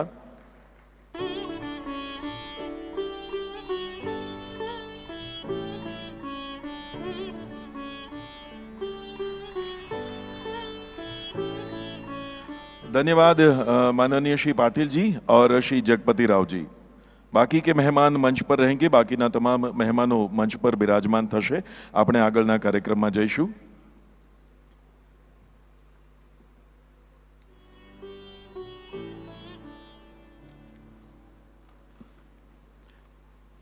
હવે પછીના જે વક્તા છે આજે આપણી સાથે, સંપત્તિ, પૈસા, લક્ષ્મી, પછીથી મહાલક્ષ્મી થાય જો ડોનેશન કરીએ તો. આ લક્ષ્મી અને પૈસા રળવા કોને ના ગમે, પણ રળ્યા પછી એનું મેનેજમેન્ટ કરવું એ પણ બહુ મોટી દુવિધા હોય છે, કારણ કે ન હોય ત્યારે પ્રશ્નો હોય છે અને હોય તો એનું મેનેજમેન્ટ કેમ કરવું એના પણ પ્રશ્નો છે. સોમાં રોકવા, સંપત્તિમાં રોકવા, કે પછી માત્ર ક્યાંક વ્યાજે આપવા, કે પછી મ્યુચ્યુઅલ ફંડમાં મૂકવા, બેંકમાં મૂકવા, એમાં પણ અનેક પ્રકારની સ્કીમ છે. આ બધામાં જે ગાઈડન્સ માત્ર સલાહ નથી આપતા, પણ એ સંપત્તિનું યોગ્ય રણનીતિ સાથે નિવેશ કરી આપે છે, કારણ કે આર્થિક મેનેજમેન્ટ એ રણનીતિ પણ છે. એવું નથી કે આપણા ઘરમાં આપણી પરિવારની મહિલાઓ જ માત્ર આર્થિક મોરચે રણનીતિકાર હોય છે. એ તો રણનીતિકાર એ જ છે કે જે જીતાડે છે, પણ એ રણનીતિકારને પણ જે પ્રેરિત કરે એવી એજન્સી આપણે ત્યાં જે એમાંની એક કોટક મહિન્દ્રા, અને કોટક મહિન્દ્રાના મ્યુચ્યુઅલ ફંડના એમડી, જેમણે બહુ જ પરિવારોને પોતાના સાચા માર્ગદર્શનથી ઉજાગર કર્યા છે આર્થિક રીતે, શ્રી નિલેશભાઈ શાહને સાદર વિનંતી છે આજના એમના ઉદ્બોધન માટે. માનનીય શ્રી નિલેશભાઈ શાહ.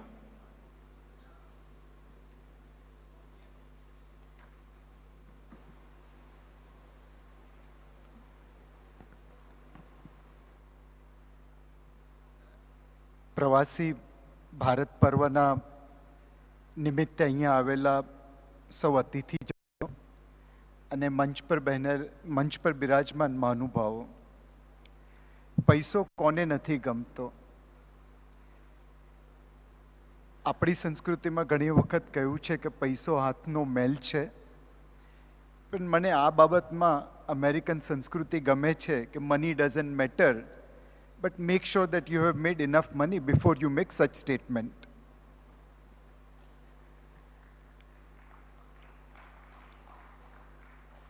આજની તારીખે રોકાણ કરવા માટે ભારત જેવો ઉમદા પ્રદેશ ક્યાંય પણ નથી. થોડા વખત પહેલાં હું ફાઇનાન્સ મિનિસ્ટર સાથે યુએસ આવેલો હતો અને મને 5 મિનિટ મળતી હતી એમના પહેલાં ભારત વિશે કહેવા માટે. ત્યારે હું જે કહેતો હતો એ જ આજે તમારી સમક્ષ પ્રસ્તુત કરું છું. હોપફુલી એ તમને કન્વિન્સ કરી દેશે કે ભારતથી વધારે આગળ ઇન્વેસ્ટ કરવા માટે બીજા કોઈ દેશની જરૂર નથી. 2014માં ભારત દુનિયાનું 10th લાર્જેસ્ટ ઇકોનોમી હતું, આજે 5મું લાર્જેસ્ટ છે, અને હવે IMF કહે છે કે 2028 સુધીમાં આપણે 3જું લાર્જેસ્ટ બની જઈશું. 2014માં આપણો માર્કેટ શેર GDPમાં ગ્લોબલી 2.6% હતો, આજે 3.4% છે, અને જો વિશ્વ આ રીતે જ ચાલતું રહ્યું તો આપણે 2030 સુધીમાં 5-6% પર પહોંચી જઈશું. દુનિયા બીજાને ટોપી પહેરાવીને આગળ વધે છે, એક્સપોર્ટ કરીને આગળ વધે છે, આપણે લોકલ માર્કેટના દમ પર આગળ વધીએ છીએ. વિશ્વમાં જ્યારે લોકોને રોકાણ કરવું હોય તો 2014માં આપણને $2 આપતા હતા, આજે $7 મળે છે, અને 2030 સુધીમાં $10 થઈ જશે. ભારત 2014માં વિશ્વની 4થું લાર્જેસ્ટ સ્ટીલ મેન્યુફેક્ચરર હતું, આજે 2nd લાર્જેસ્ટ બની ગયું છે. વિશ્વના આપણે 7મા લાર્જેસ્ટ ઓટોમોબાઈલ મેન્યુફેક્ચરર હતા, આજે 4થા લાર્જેસ્ટ છીએ, અને 1.5 વર્ષમાં 3rd લાર્જેસ્ટ ઓટોમોબાઈલ મેન્યુફેક્ચર બની જઈશું.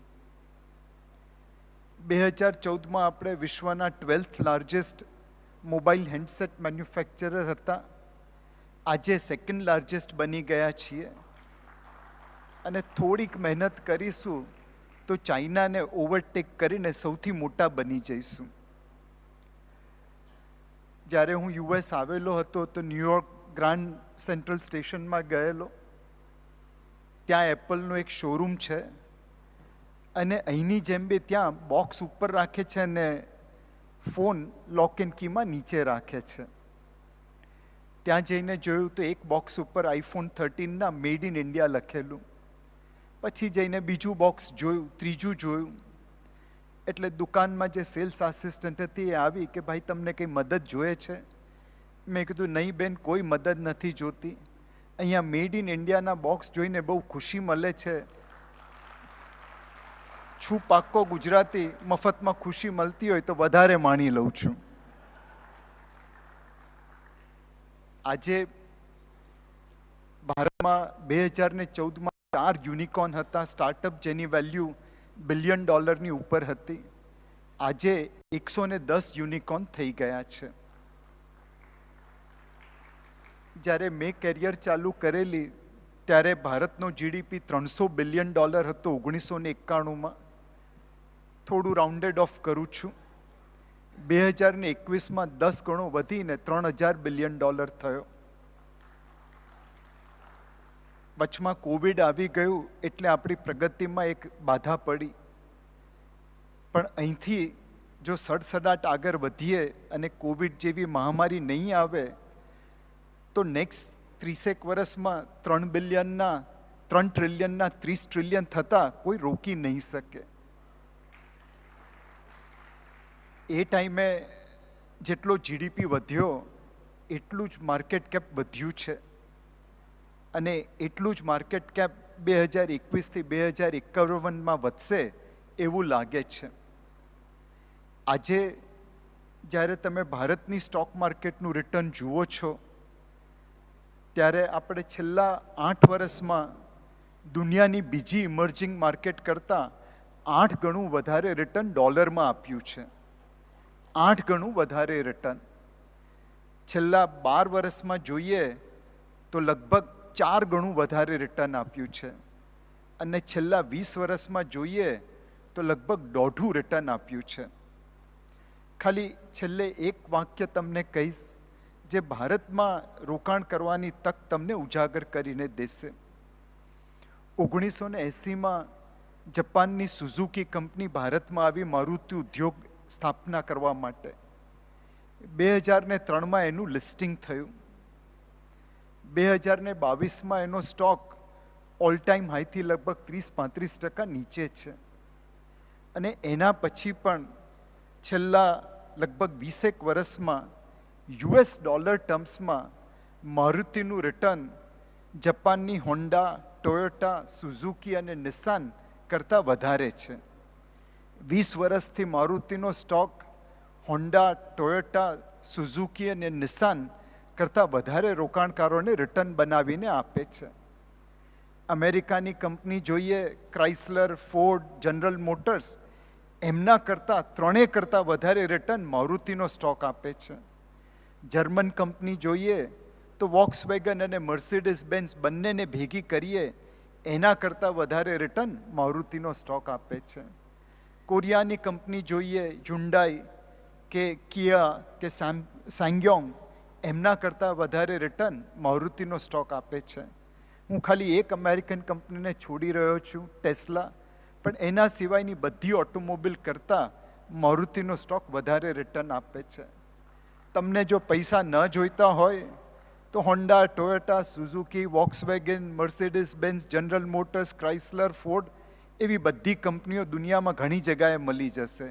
પણ જો પૈસા બનાવવા હોય તો ખાલી ભારતની મારુતિ જ તમને રોકાણકારોને વળતર આપશે.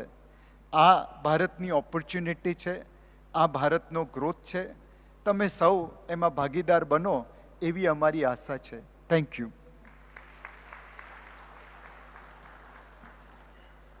ધન્યવાદ નિલેશભાઈ. કેટલી સીધી સાદી અને સરળ ભાષામાં આપે. સામાન્ય રીતે એવું થતું હોય કે ઘરનો માણસ હોય એ ઘરમાં જે કામ કરતો હોય એની આપણને બહુ કિંમત ન હોય કે એ તો કરે જ ને, એની ફરજ છે, એમાં શું નવીનતા છે.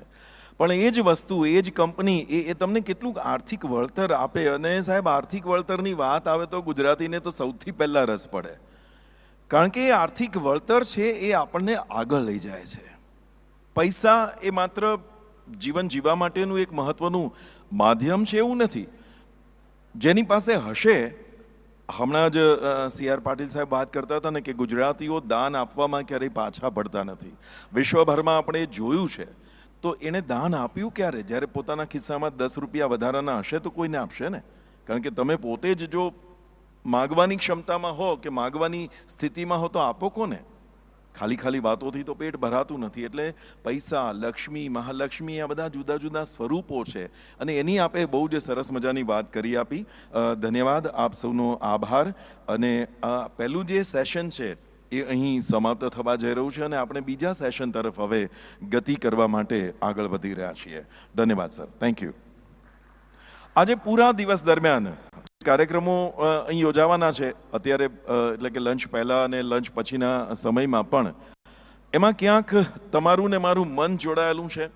તમારું ને મારું મન જોડાયેલું છે એટલે મન સાથે જોડાયેલા વિચારો પણ હોય અને એ વિચારોની સાથેની આગળની યાત્રા પણ હોય. બિલકુલ, આગળની યાત્રા રસપ્રદ ચોક્કસ રહેવાની છે. આપણી વચ્ચે એક એવી હસ્તી ઉપસ્થિત થવાની છે કે જે તમારા મનની વાત સુપેરે જાણી લેશે. આમ તો આપણે બધા જ મનનું મનમાં રાખીએ છીએ અને જીવ બાળીને જીવતા હોઈએ છીએ, પણ એ બહેન તમારી સામે હોય તો તમારે થોડું એલર્ટ ચોક્કસ થવું પડે. આ બહેન તમારા મનની તમામ વાતો, તમારા મોબાઈલનો પાસવર્ડ પણ એમને ખબર પડી જાય છે. એટલે એક ઇન્ટરેસ્ટિંગ સેશન ટૂંક સમયમાં આપણે શરૂ કરી રહ્યા છીએ.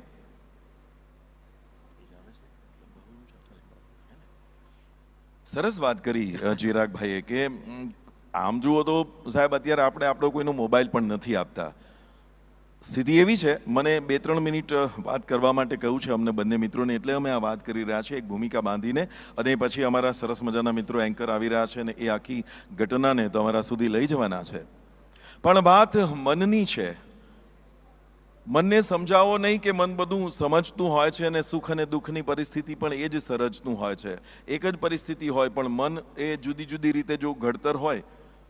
કોઈ એક સંતને જ્યારે પૂછવામાં આવ્યું કે તમારા શિષ્યોમાંથી વધારે સારા શિષ્ય કોણ છે, તેણે શિષ્યોને પ્રશ્ન કર્યા કે આ 2 રાત અને દિવસવાળી ઘટના છે એમાં તમને શું ગમે છે ચિરાગભાઈ? એટલે એક શિષ્યએ એમ કહ્યું કે 2 રાતની વચ્ચે એક જ દિવસ આવે છે ને એ મને ગમે છે. એટલે આ દુનિયા સારી નથી, કારણ કે 2 રાત અને 1 દિવસ એમ કે મજા ના પડે. અને પેલો કે જે બીજો શિષ્ય હતો એણે સરસ મજાની વાત કરી કે મને તો 2 રાત અને 1 દિવસ એ ગમતા જ નથી. 2 દિવસની વચ્ચે એક રાત આવે છે. એક રાત આવે છે, હું આરામ પણ કરી લઉં છું અને બીજા દિવસે પાછો તાકાત સાથે. સવાલ પરસેપ્શનનો છે, તમે કઈ રીતે લાઈફને લો છો. હા, મનની વાત. હવે આ જે બહેન આપણી વચ્ચે આવી રહ્યા છે, ગુજરાતની દીકરી છે. સાહેબ અત્યારના આપણે એમ કહીએ કે ભણવાનું છોડી દો તો કોઈ મા બાપ હા પાડે? નહીં, ભણવું જ પડે, નહીં ટકા લાવવા જ પડે, ટોપર તમારે થવું જ પડે. તો આ ટોપર થવાની વાત, પર્સન્ટેજ લાવી અને સારી કોલેજમાં એડમિશન લેવાની વાત, એ મારા ઘરમાં પણ એ જ સ્થિતિ હોય. એની બદલે જ્યારે દીકરી એમ કહી દે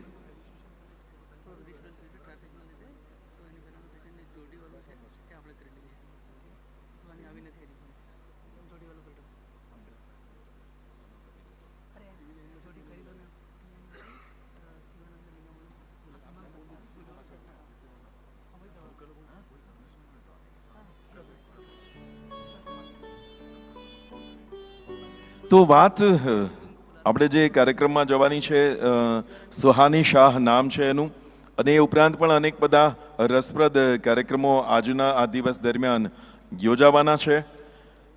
તો ભણવાનું છોડવાની જ્યારે વાત આવે ત્યારે મા બાપનું પણ પ્રોત્સાહન હોય કે ના, હું ભણવાનું છોડી દઈશ તો પણ પોતાની જે રસના વિષયની ગતિ છે એમાં હું સરસ મજાની ગતિ કરી શકીશ.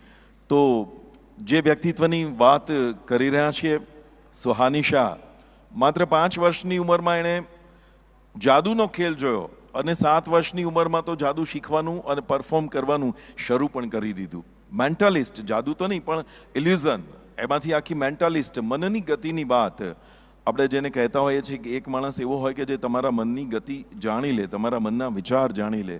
આ તો કેટલી મહત્વની વાત છે. અને એ જો જાણી લેવા મળે તો કેવી મજા પણ પડી જાય કે સામેનો માણસ એ આપણને મનમાં ગાળો આપે છે કે સામેનો માણસ આપણી પ્રશંસા કરે છે. પ્રશંસા કરે છે તો એ પાછો વક્ર ગતિથી કરે છે કે સાદી રીતે કરે છે.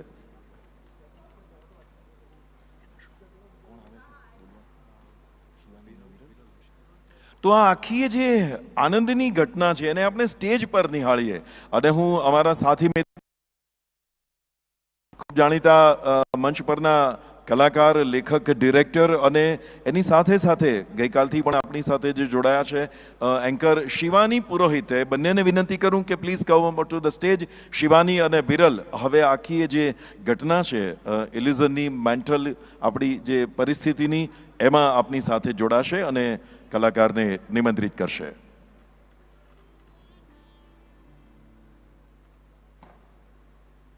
શિવાની અને વિરલ રાજને મને વિનંતી કે મંચ પર તેઓ આવે.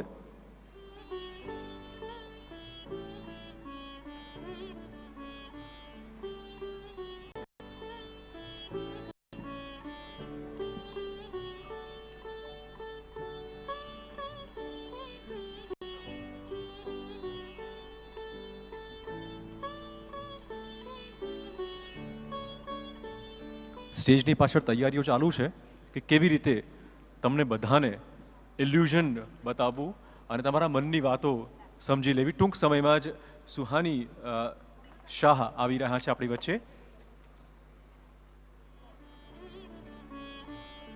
એક ઇન્ટરેસ્ટિંગ સેશન ટૂંક સમયમાં શરૂ થશે અને એટલા માટે ઇન્ટરેસ્ટિંગ છે કેમ કે તમે તમારા મનમાં ચાલતી ગડમથલ આ બેનને નહીં કહો તો પણ એ સમજી શકશે. એ ખૂબ સારું ઇલ્યુઝન કરી શકે છે. એમની પાસે ટ્રીક એવી બધી છે, નંબર ગેમ પણ એ રમાડે છે. તમારા મનમાં ચાલતી ગણતરીઓ પણ એ તમને તમારી સામે જ કહી નાખશે બે ધડક. એટલે સાચવવા જેવું સેશન છે આ. ચિરાગભાઈ, કોઈએ બહુ જ સરસ દાંપત્ય જીવનની હ્યુમર કરતાં કહ્યું છે, કારણ કે એ લોકો બંને કેન્કર એની સાથે વાત કરી રહ્યા છે, મારે સમય ખેપી આકારમાં કરવાનું છે. કોઈએ દાંપત્ય જીવનનો મર્મ પતિ પત્ની બે સાથે હતા અને પૂછ્યો હતો કે દાંપત્ય જીવન એટલે શું. કહે છે કે બંને એકબીજાને પરણ્યા ત્યારથી છેલ્લા શ્વાસ સુધી સમજે નહીં અને છતાંય કહેવું પડે કે દાંપત્ય જીવન તો બહુ જ મજાનું છે હો. એમ જેમ કે એબ્સ્ટ્રેક્ટ પેઇન્ટિંગ હોય, જેમાં આપણને કાંઈ સમજણ ના પડે, પણ આપણે આમ સરસ રીતે તૈયાર થઈને ગયા હોય, ઓહ બહુ સરસ છે, બહુ સરસ છે, એવું કહેવું પડે ને. એટલે પેલા ભાઈએ હું એવું કહું છું, એમના દાંપત્ય જીવનનો અનુભવ કંઈ એવો હશે, આપણા નહીં. દરેકના પોતપોતાના હોય, દરેકના ઉંમરના જુદા જુદા તબક્કે પણ જુદા જુદા હોય. 5 વર્ષે જુદું હોય ને 10 વર્ષે પણ જુદું હોય. પણ આ જે સ્થિતિ છે ને એ મનની છે. અને એટલે જ આ મન ક્યાંથી ક્યાં આપણને ખેંચી જાય. અહીંથી અમેરિકા જવું હોય, હમણાં આપણને એમ કહેવામાં આવે કે અમેરિકામાં આઈનાનો કાર્યક્રમ છે ને તમારે આવવાનું છે, તો એ કહે કે ના કે પણ અહીંથી તો આપણે 1 સેકન્ડમાં પહોંચી જ જઈએ. પણ અહીંયા જે છે એ તો આખી મનની સ્થિતિની વાત, મનની સ્થિતિની સાથે જોડાયેલી સંવેદનાની વાત, મનની સ્થિતિ સાથે જોડાયેલા આપણા વિચારોની વાત. કલ્પના અને વાસ્તવિકતા બંનેનો ભેદ ચોક્કસ આપણને સમજવા મળશે કે તમે જે કહો છો એ શું છે અને મનમાં રાખીને બેઠા છો એ શું છે. ઓકે, તો વિરલ અને શિવાનીને વિનંતી કરીએ કે આગળની ગતિ તેઓ કરાવે. વિરલ એન્ડ શિવાની.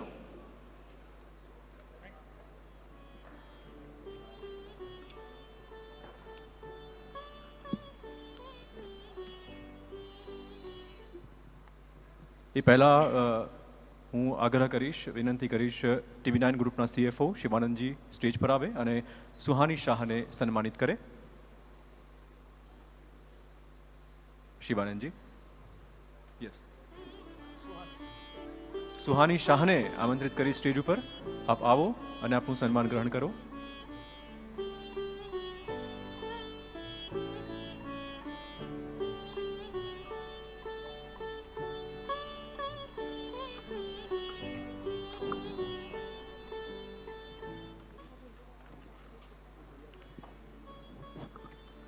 સુહાની ખૂબ સરસ રીતે તૈયારીઓ કરી રહી છે તમને બધાને અચંબિત કરવાની. બિલકુલ. એટલે હું દર્શકોને પણ કહેવા માંગીશ કે આ સેશન જે છે ને એ અહીંયા એક ફોર્મેટમાં કરવા જેવું સેશન નથી. જેટલું ઇન્ટરેક્ટિવ સેશન હશે એટલી મજા આવશે. સુહાની શાહનો એક પરિચય આપી દઉં. યંગસ્ટર્સ તો લગભગ જાણતા જ હશે બધા. સુહાની શાહ, જેના વિડીયોઝ સોશિયલ મીડિયા પર સખત વાયરલ થઈ રહ્યા છે.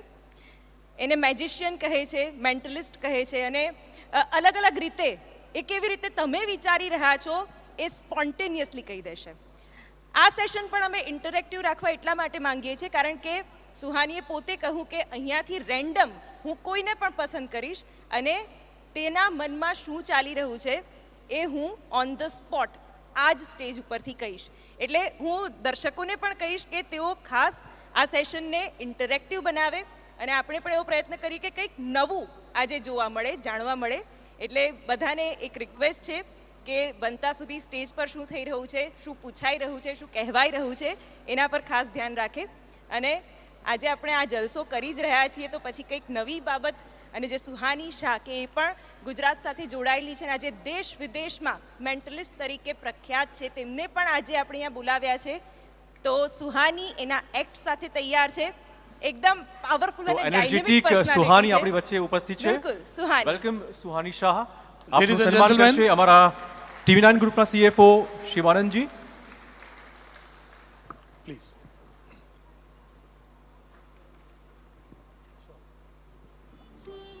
ખૂબ ખૂબ તાળીઓથી સ્વાગત કરીએ અને આ સન્માનને વધાવી લઈએ.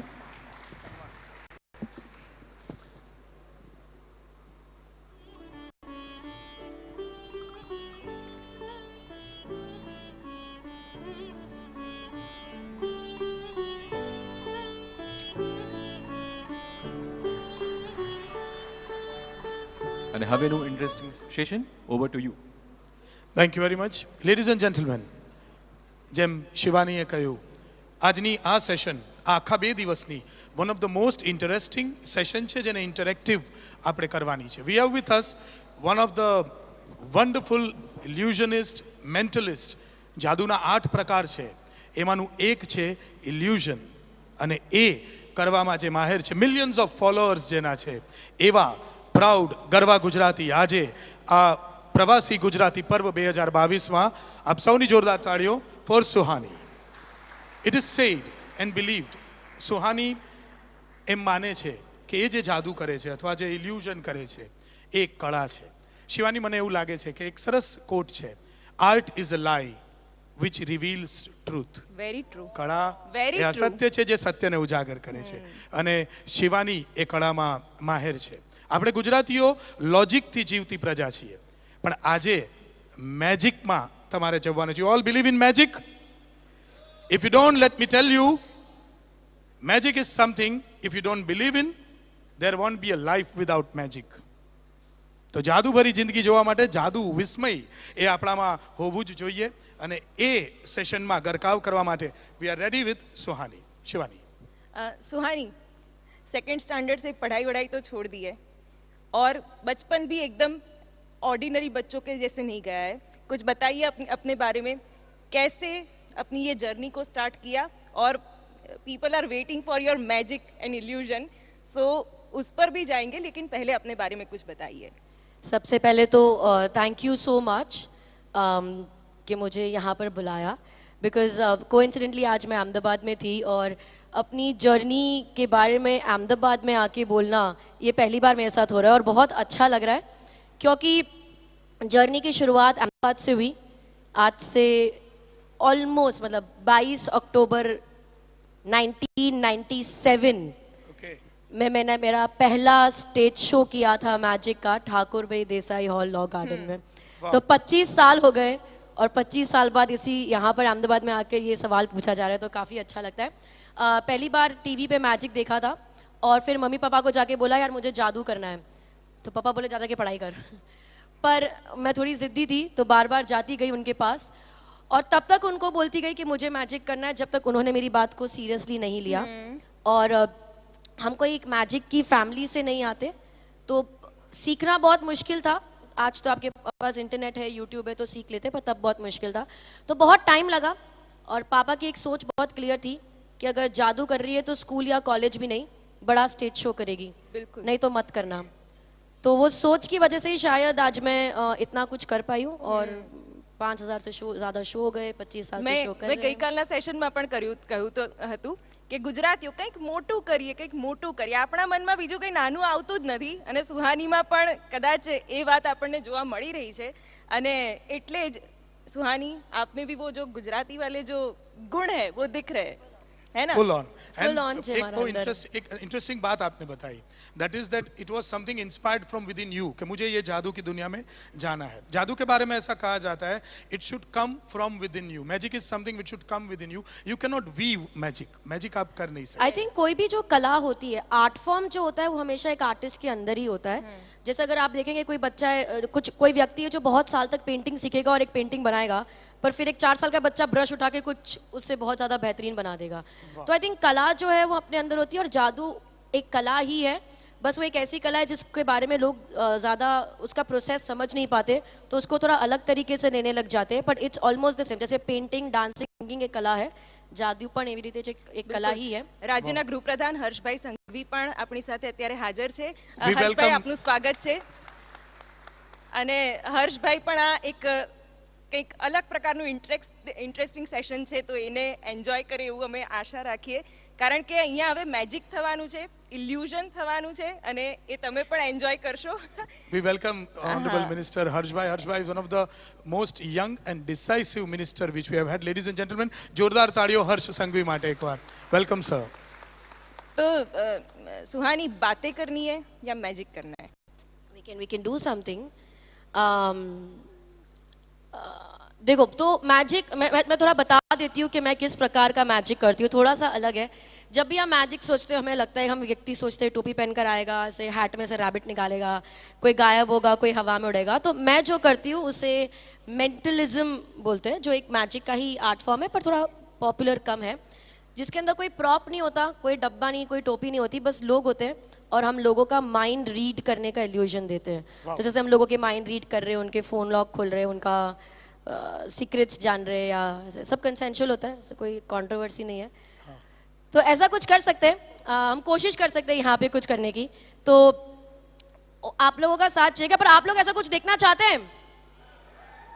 We need to keep this a little entertaining. No, जरूरत है थोड़ा, ठीक है।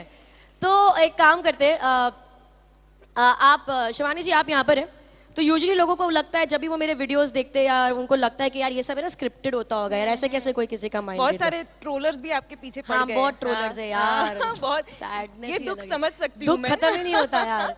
तो मैं चाहती हूँ कि आप ऑडियंस में किसी को भी चुने, या आप अपना हाथ ऊंचा कर सकते हैं। Anyone, हम आपसे बेसिक सवाल पूछेंगे।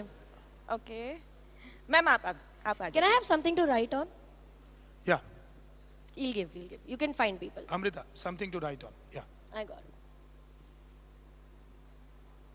Here comes the lady. Very good. Here she comes.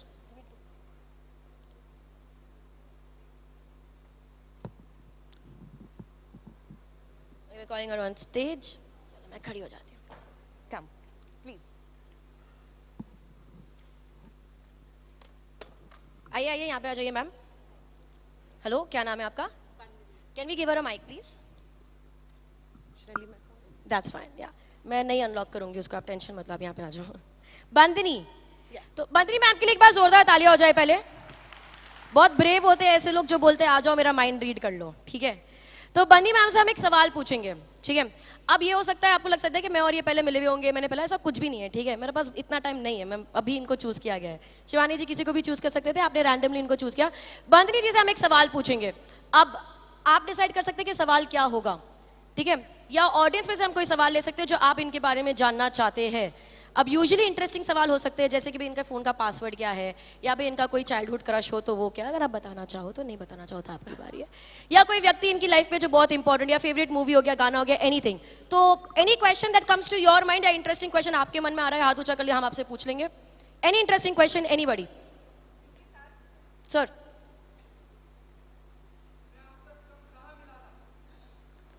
Sir इनसे सवाल पूछना है, मेरे से नहीं. मैं ठीक है सर, मैं ओके हूँ. अपना माइंड मैं पढ़ सकती हूँ, बहुत आसान है. मुझे इनका माइंड पढ़ना है. एनीबॉडी.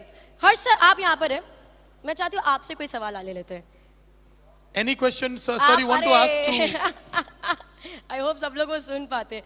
बट एनी क्वेश्चन, जैसे कि आपका फेवरेट फिल्म स्टार. अरे यार बहुत इजी है यार. मतलब मैं एक सवाल पूछता हूँ कि आप बोलो ओके है कि नहीं है, ठीक है. बताओ यार, आप बताओ, आपका नाम किसने रखा? यार मम्मी पापा दादा दादी के अलावा ज्यादा होते नहीं है, नहीं तो बुआ होगी. मैं आपको एक सवाल पूछती हूँ, आप रोज करती हूँ, काम है मेरा, ठीक है. ऐसा कोई व्यक्ति जो आपकी लाइफ में बहुत इंपॉर्टेंट है, ये आपकी कोई चाइल्डहुड फ्रेंड हो सकता है, कोई टीचर हो सकती है, इमीडिएट फैमिली मेंबर मत सोचना, मम्मी पापा चाचा चाचा दादा दादी मत सोचो, क्योंकि वो ऑब्वियस हो जाता है। तो ऐसा जिसके बारे में कोई आपने ज्यादा सोचा ना हो, पर आपकी लाइफ में किसी ने इंपैक्ट किया हो, कोई ऑथर हो सकता है, कोई मूवी हो सकती है, कोई गाना हो सकता है, पर अगर कोई व्यक्ति हो तो बेटर है। ऐसा कोई व्यक्ति आपके दिमाग में आता है? बंदनी, राइट? बंदनी जी, ऐसा कोई व्यक्ति आपके दिमाग में अभी आता है? थिंक अबाउट इट, सोच लो। On the mic. I'll just take a minute. सोच लो आप। So we thinking about a person.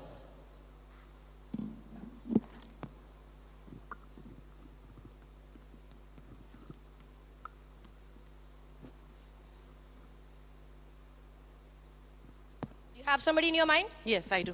I want you to stand right here. Think about the person in your mind. Male energy लग रही है मुझे, as opposed to female energy. ठीक है? Imagine करिए कि व्यक्ति आपके सामने खड़े हैं. समझो आप इनको कभी मिले नहीं हो. I know आपकी लाइफ में इम्पैक्ट किया है, but hypothetically सोचो आप कभी मिले नहीं हो, तो आप उनको जाके बोलते हो हाय आई एम बंदनी, और वो बोलते हैं हाय आई एम. तो अपने मन में सिचुएशन सोचो कि आप बोल रहे हैं हाय आई एम और उसके बाद अपना नाम दे रहे हैं. Count the number of letters in this name. नहीं, उंगली पे नहीं, वो तो मुझे दिख जाएगा. But not a very short name, like 6-7 letters है.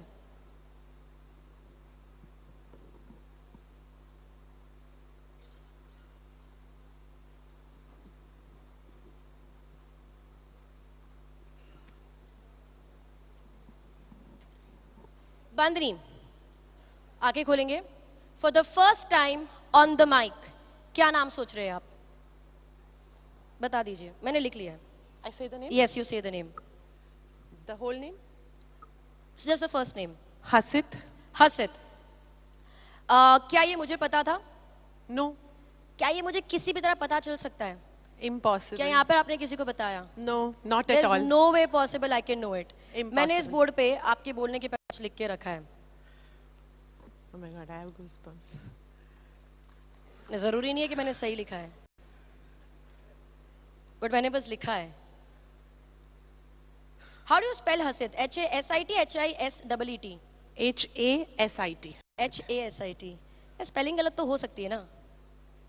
That is fine. Yeah, that would be okay. Oh my God. Just Oh superb. my God. That is This is- everybody. Thank you so much, Bandini. Oh God. You're good. Can I give you a hug? You can give a hug. Thank you so much. Round of applause for Bandini, everybody. Thank you so much.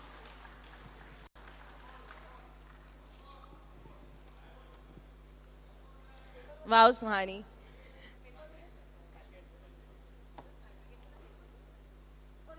I'll do it in a while. He'll get me Okay. something. થોડી પ્રિપરેશનનો time મળશે એટલે देखो, કેવું मैं લાગ્યું ना આ session? Land करके मुझे सीधा यहाँ पे बुला दिया गया है, ठीक है? मेरे को वहाँ पीछे बैक स्टेज पता चला था कि मुझे करना क्या है. So maybe you can ask any query, has any questions you can ask me. सुहानी, जैसे कि हमने ट्रोलर्स की बात की, many videos are there कि जिसमें this is fake and all, everyone is saying. Everybody. What do you feel? नहीं देखो, ट्रोल सो मैं बता देती हूँ जिनको नहीं पता, तो मैं एक ऑन ग्राउंड आर्टिस्ट हूँ. मैं 25 साल से शोज़ कर रही हूँ, लेकिन पैंडेमिक के वक्त जब एक जरिया बंद हो गया था शोज़ करने का, तो हमने ऑनलाइन कंटेंट क्रिएट करना शुरू करा, लाइव स्ट्रीम्स करी. बहुत अच्छे लोग, बहुत साथ दिया लोगों ने, बहुत स्ट्रॉन्ग फॉलोइंग बन गई हमारी ऑनलाइन, और एक क्रिएटर हम बन गए. तो जब भी हम वीडियोज़ डालते, हम किसी के साथ भी डाले, कोई नॉर्मल किसी के साथ डाल रहे या कोई सेलिब्रिटी के साथ डाल रहे, बहुत नॉर्मल है ये कमेंट्स आना कि ये सब फेक है, ये सब स्क्रिप्टेड है, ये लोगों को पैसे दिए एक्टिंग करने के लिए, ये सब चलता रहता है. उसके मैं उसको दो तरीके से देखती हूँ. बुरा लगता है, पहली बात, let's just clear that. But मेरे तरीका दो है कि इंटरनेट पे बहुत कीबोर्ड वॉरियर्स है, लोगों की लाइफ में बहुत स्ट्रेस है, उनकी लाइफ में बहुत ड्रामा चल रहा है, तो कीबोर्ड के पीछे लोगों के ऊपर वो हेट निकालना उनके लिए एक स्ट्रेस बस्टर है. कि अगर आपकी लाइफ में आप बहुत फ्रस्ट्रेटेड हो, तो कीबोर्ड पे जाके ऐसा कुछ आप लिख दोगे सामने वाले क्रिएटर को, तो आपका स्ट्रेस कम होता है. तो मेरे को लगता है मैं सोशल सर्विस कर रही हूँ, ठीक है? ये मेरी पहली सोच है. It's good for them. हाँ, इट्स गुड फॉर देम. दूसरा मुझे ये लगता है कि जब किसी को कोई एक्सप्लेनेशन नहीं मिलता कि यार ये कैसे हो रहा है, तो बहुत इजीली सबसे इजी आंसर होता है कि ये स्क्रिप्टेड है. तो मेरे लिए वो एक फ्लैटरी है, मेरे लिए एक सेंस ऑफ अचीवमेंट है कि यार आपकी सोच यहीं पे आके सीमित हो गई, कि यही मैं कर सकती हूँ. तो for me till you are not able to figure out how things are happening, वही आर्ट फॉर्म की जान है. मैजिक पूरा जो प्राचीन कला है वो मिस्ट्री पे बेस्ड है. जैसे अगर आपको पता चल जाएगा चीज़ें कैसे हो रही है तो वो मैजिक चेंज होकर साइंस, टेक्नोलॉजी या लॉजिक या मैथ्स बन जाएगा। जब तक आपको नहीं पता तब तक वो मैजिक है। तो जब तक ये आर्ट फॉर्म जिंदा है तब तक मुझे अच्छा लगेगा, जब तक आप बोलोगे फेक है तब तक आपको समझ नहीं पड़ रहा। So I am happy about it. With this, I think he is ready with the other act. दे दे यार। We've just prepared this right now, so I don't have a very neat thing. You can just keep the box there. Oops, oops, oops, oops, oops, oops, oops, oops. Okay. इसमें हम थोड़े ज्यादा लोगों को involve करेंगे, लेकिन यार मेरे को लग रहा है ना ये रूम की एनर्जी थोड़ी कम है ना? तो यार मैं चाहती हूँ, देखो अगर हम कोई भी व्यक्ति एक ही जगह पर ज्यादा देर तक बैठे रहते हैं तो उनकी कंसंट्रेशन लेवल्स कम हो जाती है, ठीक है, ऐसे फोकस कम हो जाता है, और मुझे वो नहीं चाहिए। क्योंकि इन माय नेक्स्ट एक्ट में आप में से 4, 5, 6 लोगों को इन्वॉल्व करने वाली हूँ, और ऐसे रैंडमली उधर बैठे, तो वो करने के पहले एक वार्म अप एक्सरसाइज हो जाए। देखो इसीलिए करनी जरूरी है। ठीक है, मैं यहाँ पे खड़े होकर कुछ कर रही हूँ, वही चीज आप लोग अपनी जगह पे बैठ के करेंगे। This is a quick, it's not magic, it's a quick warm up exercise. अब उन्होंने मुझे बोल ही दिया कि 10 मिनट है मेरे पास, तो मैं तो चीज का फायदा उठाऊंगी ना। तो मैं जो यहाँ पे खड़े होकर कर रही हूँ, आपको अपनी जगह पे बैठ के करना है। सभी के दोनों हाथ आगे, सभी के फोन वोन छोड़ दो, कैमरा आप रखो, बाकी सभी के दोनों हाथ आगे। एवरीबॉडी एवरीबॉडी वहां पर सर आप बातें करो, दोनों हाथ आगे, बातें बात में करो।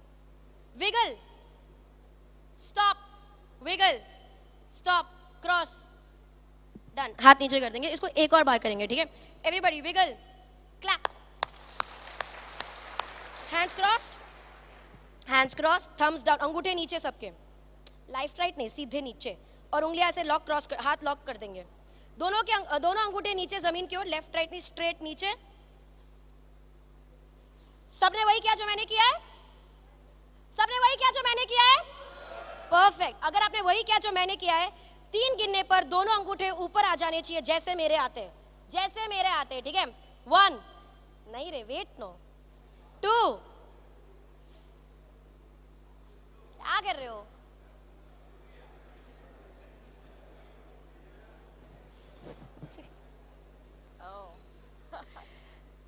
नहीं, होमवर्क है, सब प्रैक्टिस करना, बाद में आप छोड़ दो, आज लगभग जाएगी। छोड़ दो हाथ, इट्स ओके, बाद में later. Okay, so for the next bit that I am going to do over here, again मैं ऑडियंस में से एक व्यक्ति को हम स्टेज पे बुलाएंगे और बाकी 4-5 व्यक्ति के साथ हम ऑडियंस में ही करेंगे। किसे बुला रहे हैं हम स्टेज पर? बोलो, आप बताओ यार। नहीं सर आप आ जाइए। तो इतने लोग हाथ ऊंचा कर रहे हैं। बहुत बढ़िया सा येलो कुर्ता पहन के आए। हाँ, मतलब एकदम। सर आप आ जाइए। And Shivani, in the I. this young lady also wants to come. Okay, come. Kid के बाजू में जो black, बच्चे नहीं, but that girl, is it okay? She's fine, she's Girl fine. is fine. Yeah. I needed 1, but now that we have 2. आपका नाम क्या है? खनक। खनक, that's a very sweet. खनक ये आपके लिए। खनक आप ये लेके अभी वहाँ बैठ जाओ, मैं थोड़ी देर में आपको बुलाऊंगी। This will be of some importance in a while. ठीक है, पर इसे ओपन नहीं करना, सिर्फ क्यूरियोसिटी मत लगाना कि इसमें क्या है, मैं देख लूँ, ये सब बच्चों वाली हरकत मत करना, ठीक है? Okay, confirm? Promise? Done. Kanak thank you so much, I call you in a while. Sir आ जाएंगे आप यहाँ पे। कनक ओपन मत करना, माता नहीं पाप लगाएगी। सर आप यहाँ पे आएंगे। Can we give him a mic please? Sir क्या नाम है आपका? Nilesh. नीलेश जी। Yeah. नीलेश जी यहाँ Can I पे। say my niece is your fan? Why aren't you my fan? Yeah, that's true. So my next 5 minutes is to make you my fan. Yes. But thank you for your niece. Thank you for that love. Okay, जितने लोग audience में बैठे हैं और आप दोनों भी अपना फोन निकालेंगे। मेरे फोन पे फोन आए जा रहे हैं। Give me 1 minute. Okay, Nilesh जी हम आपके साथ कुछ बहुत इंटरेस्टिंग करने वाले हैं। आप ऑडियंस में से कुछ लोगों को चूज करेंगे। I'm just putting my phone on silent and before that I'm just making sure. Give me 1 minute.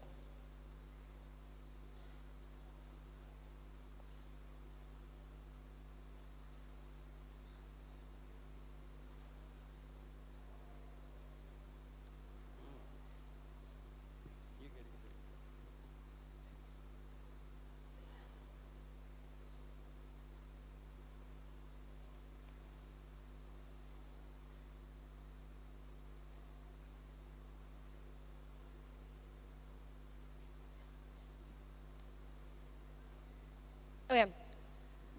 सबने अपना फोन ले लिया? कैलकुलेटर ओपन करेंगे फोन पे। Nilesh ji, very bad thing to ask once you are on stage. But क्या आपका wallet आपके पास है? No, I got an e-wallet. You got an e-wallet. Flexi अलग लेवल का है यार.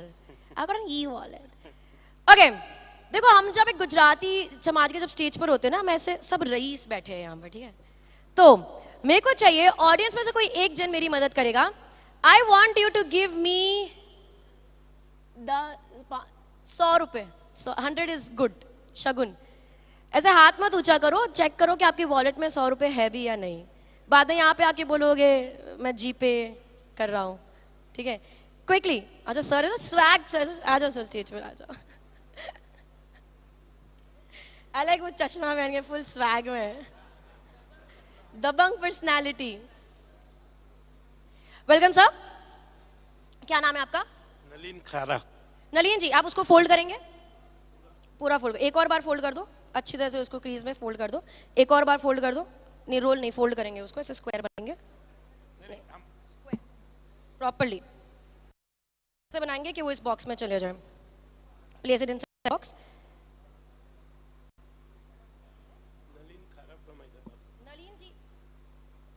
नलीन जी फ्रॉम हैदराबाद. ये आपकी 10 रुपए की नोट है, मैंने हाथ भी नहीं लगाया. 100 रुपए की नोट है, sorry. I am between Gujaratis, I can't mess up with money, I get it. So Nalin ji, आपकी 100 रुपए की नोट, मैं चाहती हूँ आप इसे संभाल के रखेंगे. Wear it around your neck. अपने गले में डाल दीजिए, संभाल के रखिए. And I will call you in a while. Till then, Nilesh जी आप यहाँ पर आ जाइए. हम ऑडियंस में से 4-5 लोगों से कुछ नंबर्स लेंगे, ठीक है? तो जो भी आपके मन में आता है आप चूज करेंगे. जिसको भी आप चूज करेंगे, आपके मन में जो नंबर आता है आप मुझे बताएंगे. So please choose somebody. हाथ ऊपर कर दीजिए, इनके लिए चूज करना आसान हो जाएगा. Yes sir, please go ahead. Yeah. So we got gentlemen in the front row there. Gentlemen in the front row here. Yeah. Sir, give me a number. Single digit, double digit, 3 digit, 4 digit, 5 digit tak it's fine. Yes, say it out loud. 12. Just 12. Okay, सब लोग calculator पे डालेंगे 12, 12. And we'll add this. Sir, Yeah. किसी और को And लेंगे. we- Maybe and we- behind also somewhere. Yeah, we got a lady here. The lady in blue. Yes, ma'am. Give me a number. 24. So we're going to add 12 plus 24. सबके calculator पे आना चाहिए 36. Let's take 3 more numbers, sir. Yeah, we got a gentleman there in the right here. The one with Yeah. holding the phone. Yes. So, 45. So we go with 36 plus 45. Everybody's phone should say 81. Last 2 numbers, you can make the numbers a bit bigger if you want. Yeah. And we need the lady from the Goa there. Lady from Goa. I love it. I'm from Goa. I stay in Goa. Yeah. Correct me if I'm wrong. 1211. 1411. 1411. Yeah. Is that what you're saying? 1411? 14th of November? Great. 1411. How many numbers have we taken so far? 4 numbers, We right? need one more, Let's take right? one more. Let's take the 5th Yeah. one. Okay. We got a gentleman in the white shirt there. Gentleman, white shirt there. Sir, give me a number. Oh, 2 white shirts. Oh, the one without the rail. Yeah. Sorry, sir. Please go ahead. Yeah. 2865. Is that the number you're giving me? Everybody adds 2865. भाई सबके phone पे आ गया है 4357. We are good? Fair? Nilesh, I want you to take this phone, close your eyes and press random numbers on the phone. Just anyone. Keep pressing more. Do you want to press more? Are we good here? Yeah. Your wish. Yeah. Okay. All good. Can you say this number out loud on the mic? 724 227. सब लोग add करेंगे. 724 227. 227 is equal to 728584. Everybody unanimously, are we correct? The result is 728584. Okay, phone पे चालू रखना. 728584. Guys, Nilesh, you randomly chose people. Yeah. They gave the numbers they wanted. That's right. Ma'am right there from Goa, you gave 1411. आप दे सकते थे 1511, 1311. Even if one number would have been different, the entire calculation would have been different. Yes? Is it any way possible? Is it any way possible that I would have known the result? या मैंने उनका हर्षित बता दिया, आपको लगता है मेरे को नंबर नहीं पता होगा? You don't trust me so far? But that's what I like to do the most, to make people believe in the impossible. Khanak, I gave you a paper way before you chose anybody from the audience. Yes. Correct? Yeah. They gave numbers, we resulted to 728584. Yeah. There's a number written on this. Let me help you. Uh-huh. 728584. Ladies and gentlemen. That's amazing. Amazing. Jordar Thalio. Wonderful. Round of applause for Khanak, everybody. Nilesh, thank you so much for joining me. Round of applause for Nilesh, everybody. Yeah. So you can count me as a fan now. We won one more subscriber, guys. Thank you so much. Cheers. Thank you. And I would end over here, but I'm going to leave the stage. And before I do that, do you want me to take this next level? I need more energy for that. अभी next level पे है. आप लोग next level के होने चाहिए ना उसके लिए. Do you want me to take this to the next level? Do you want me to take this to the next level? Next level क्या हो सकता है? हाँ? नोट का नंबर. इतने ambitious नहीं होते, ठीक है? नोट का नंबर मतलब अगर मैं अभी और कुछ भी करूंगी that'll be an underplay. So let's do that. Every note is unique because it has a unique serial number. No two banknotes can have the same serial number. Can I have you here? Can we give him the mic? Nalin sir, I want you right here. वो आपकी note है? जी. मैंने हाथ भी नहीं लगाया? नहीं. I want you to take the note in your hand and in your nicest, clearest public speaking voice, read out the serial number of the note to everybody. Superb, superb, amazing, really. Not believing. I'm not believing this. 728584. Ladies and gentlemen. Superb. Hats off, hats off, hats off. Thank you so much, sir. Thank you for joining me on stage. Round of applause. Hyderabad आना है. हैदराबाद आना है sir. आ ही रही हूँ मैं 2 हफ्ते में आ रही हूँ. Round of applause for Nalin sir, everybody. And thank you so much. Lovely just જોરદાર તાળીઓ સુહાની માટે થઈ જાય. एक जादूनी प्राचीन कला, ये कला बहुत ही पुरानी है.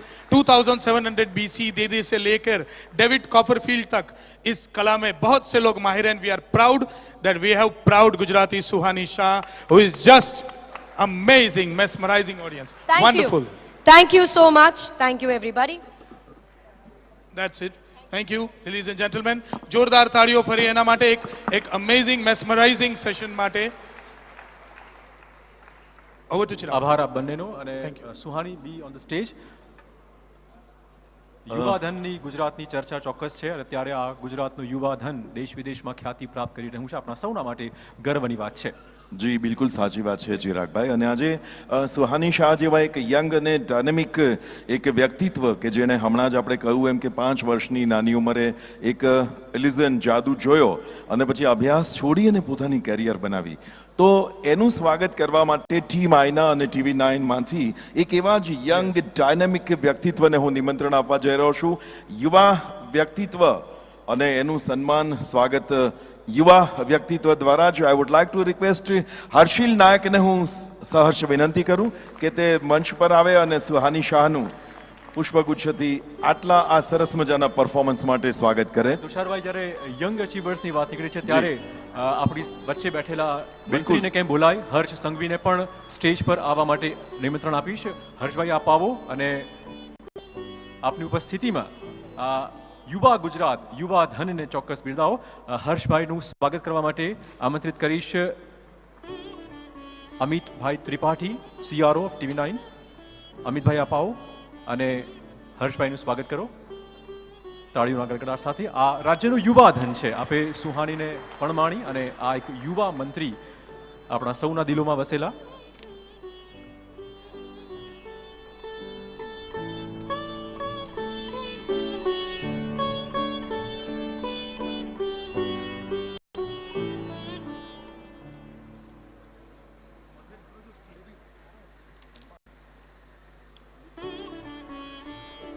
માનનીય મંત્રી શ્રી હર્ષભાઈ સંઘવી એક એવું યુવા વ્યક્તિત્વ કે જે ગૃહ વિભાગ, રમતગમત અને યુવા સાંસ્કૃતિક પ્રવૃત્તિઓનો વિભાગ અને એમાં જ્યારે પણ અમે એમને માનનીય મંત્રીશ્રી તરીકે જોઈએ કે સીધા તેઓ જે તે ભાગ લેનારા સાથે કનેક્ટ થતા હોય છે ને એટલે જ એમની લોકપ્રિયતા પણ છે. તો એક આવા યુવાન વ્યક્તિત્વ એમને આજે TV9 અને આઈનાના આ કાર્યક્રમમાં આવકારીએ છીએ.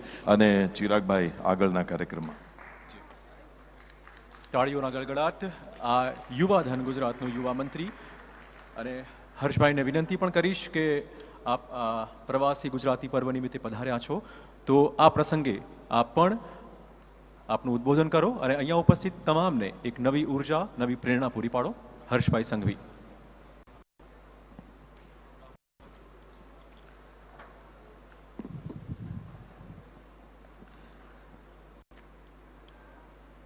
TV9 ગ્રુપ અને આઈના દ્વારા આયોજિત પ્રવાસી ગુજરાતી પર્વ 2022માં દુનિયાભરમાંથી પધારેલા સૌ એનઆરજી અને એનઆરઆઈ ભાઈઓ બહેનોને હું આપણી સૌની ગુજરાતની ધરતી પર આપનું ખૂબ ખૂબ સ્વાગત કરું છું. આપણી સૌની વચ્ચે આ કાર્યક્રમમાં છેલ્લા 2 દિવસથી ઉપસ્થિત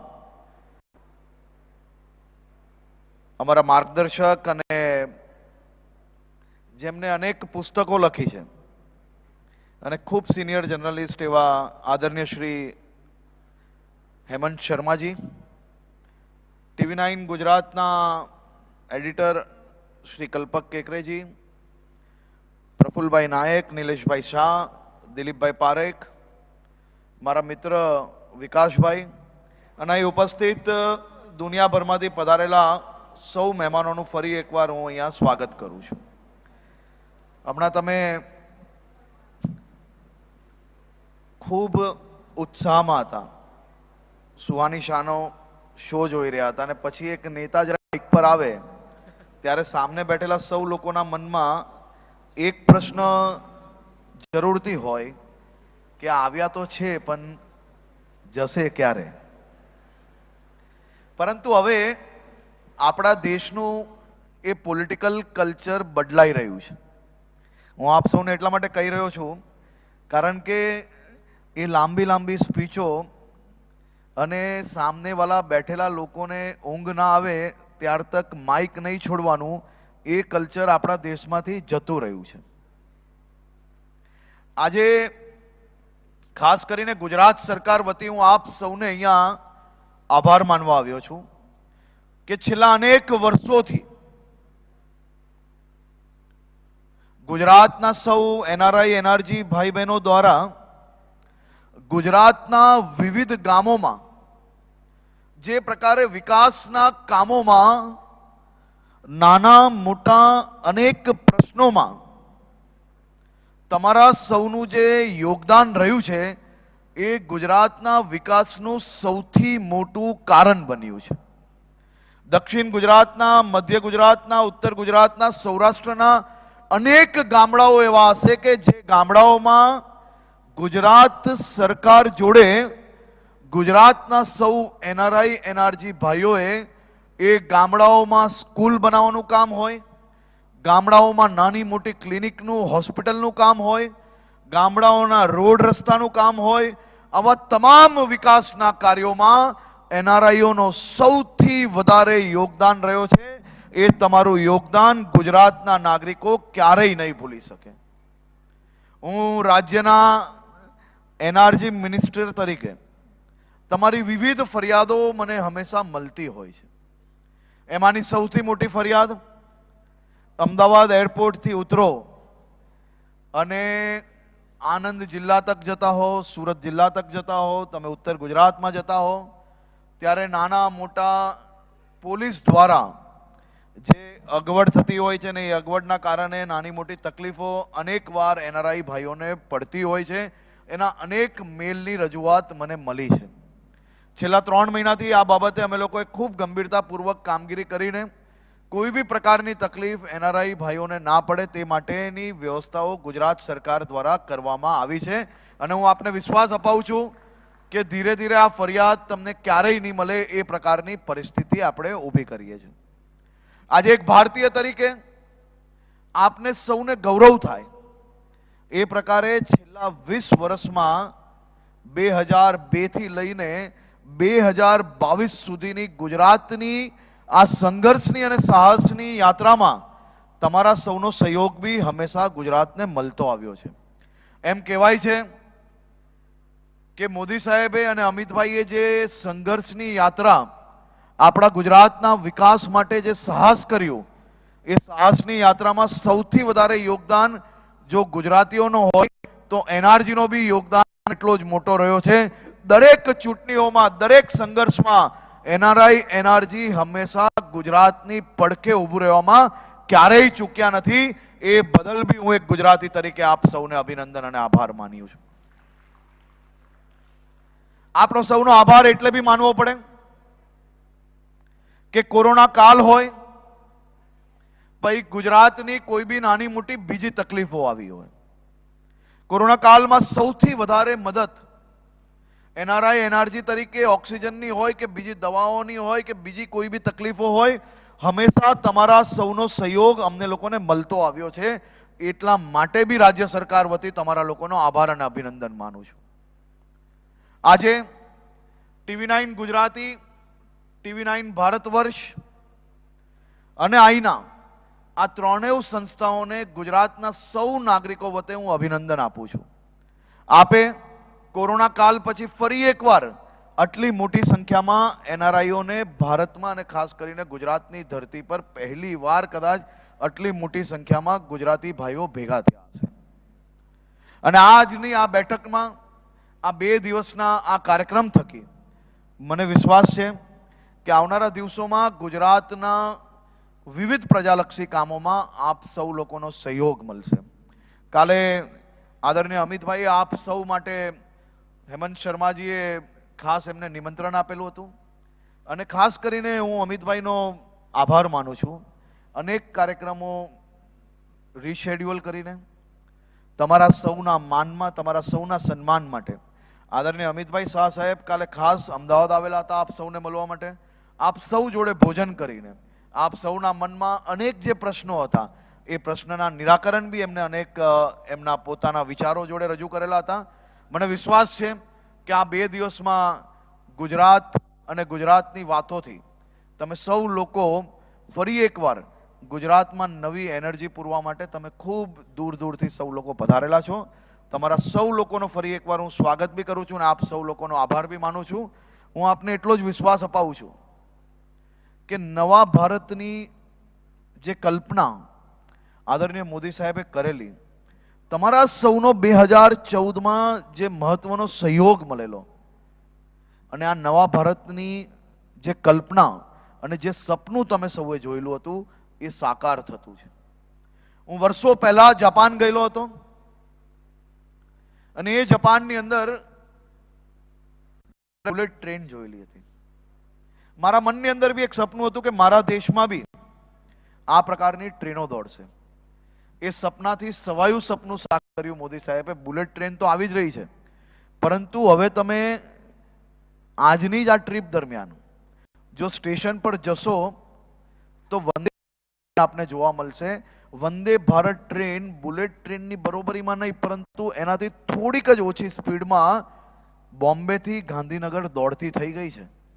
અને એ વંદે ભારત ટ્રેન એ આપણા દેશની ધરતી પર બની છે. એ માટેનું સન્માન અને એ માટેનું ગર્વ આપ સૌ ગુજરાતીઓને જરૂરથી હશે એવું માનું છું.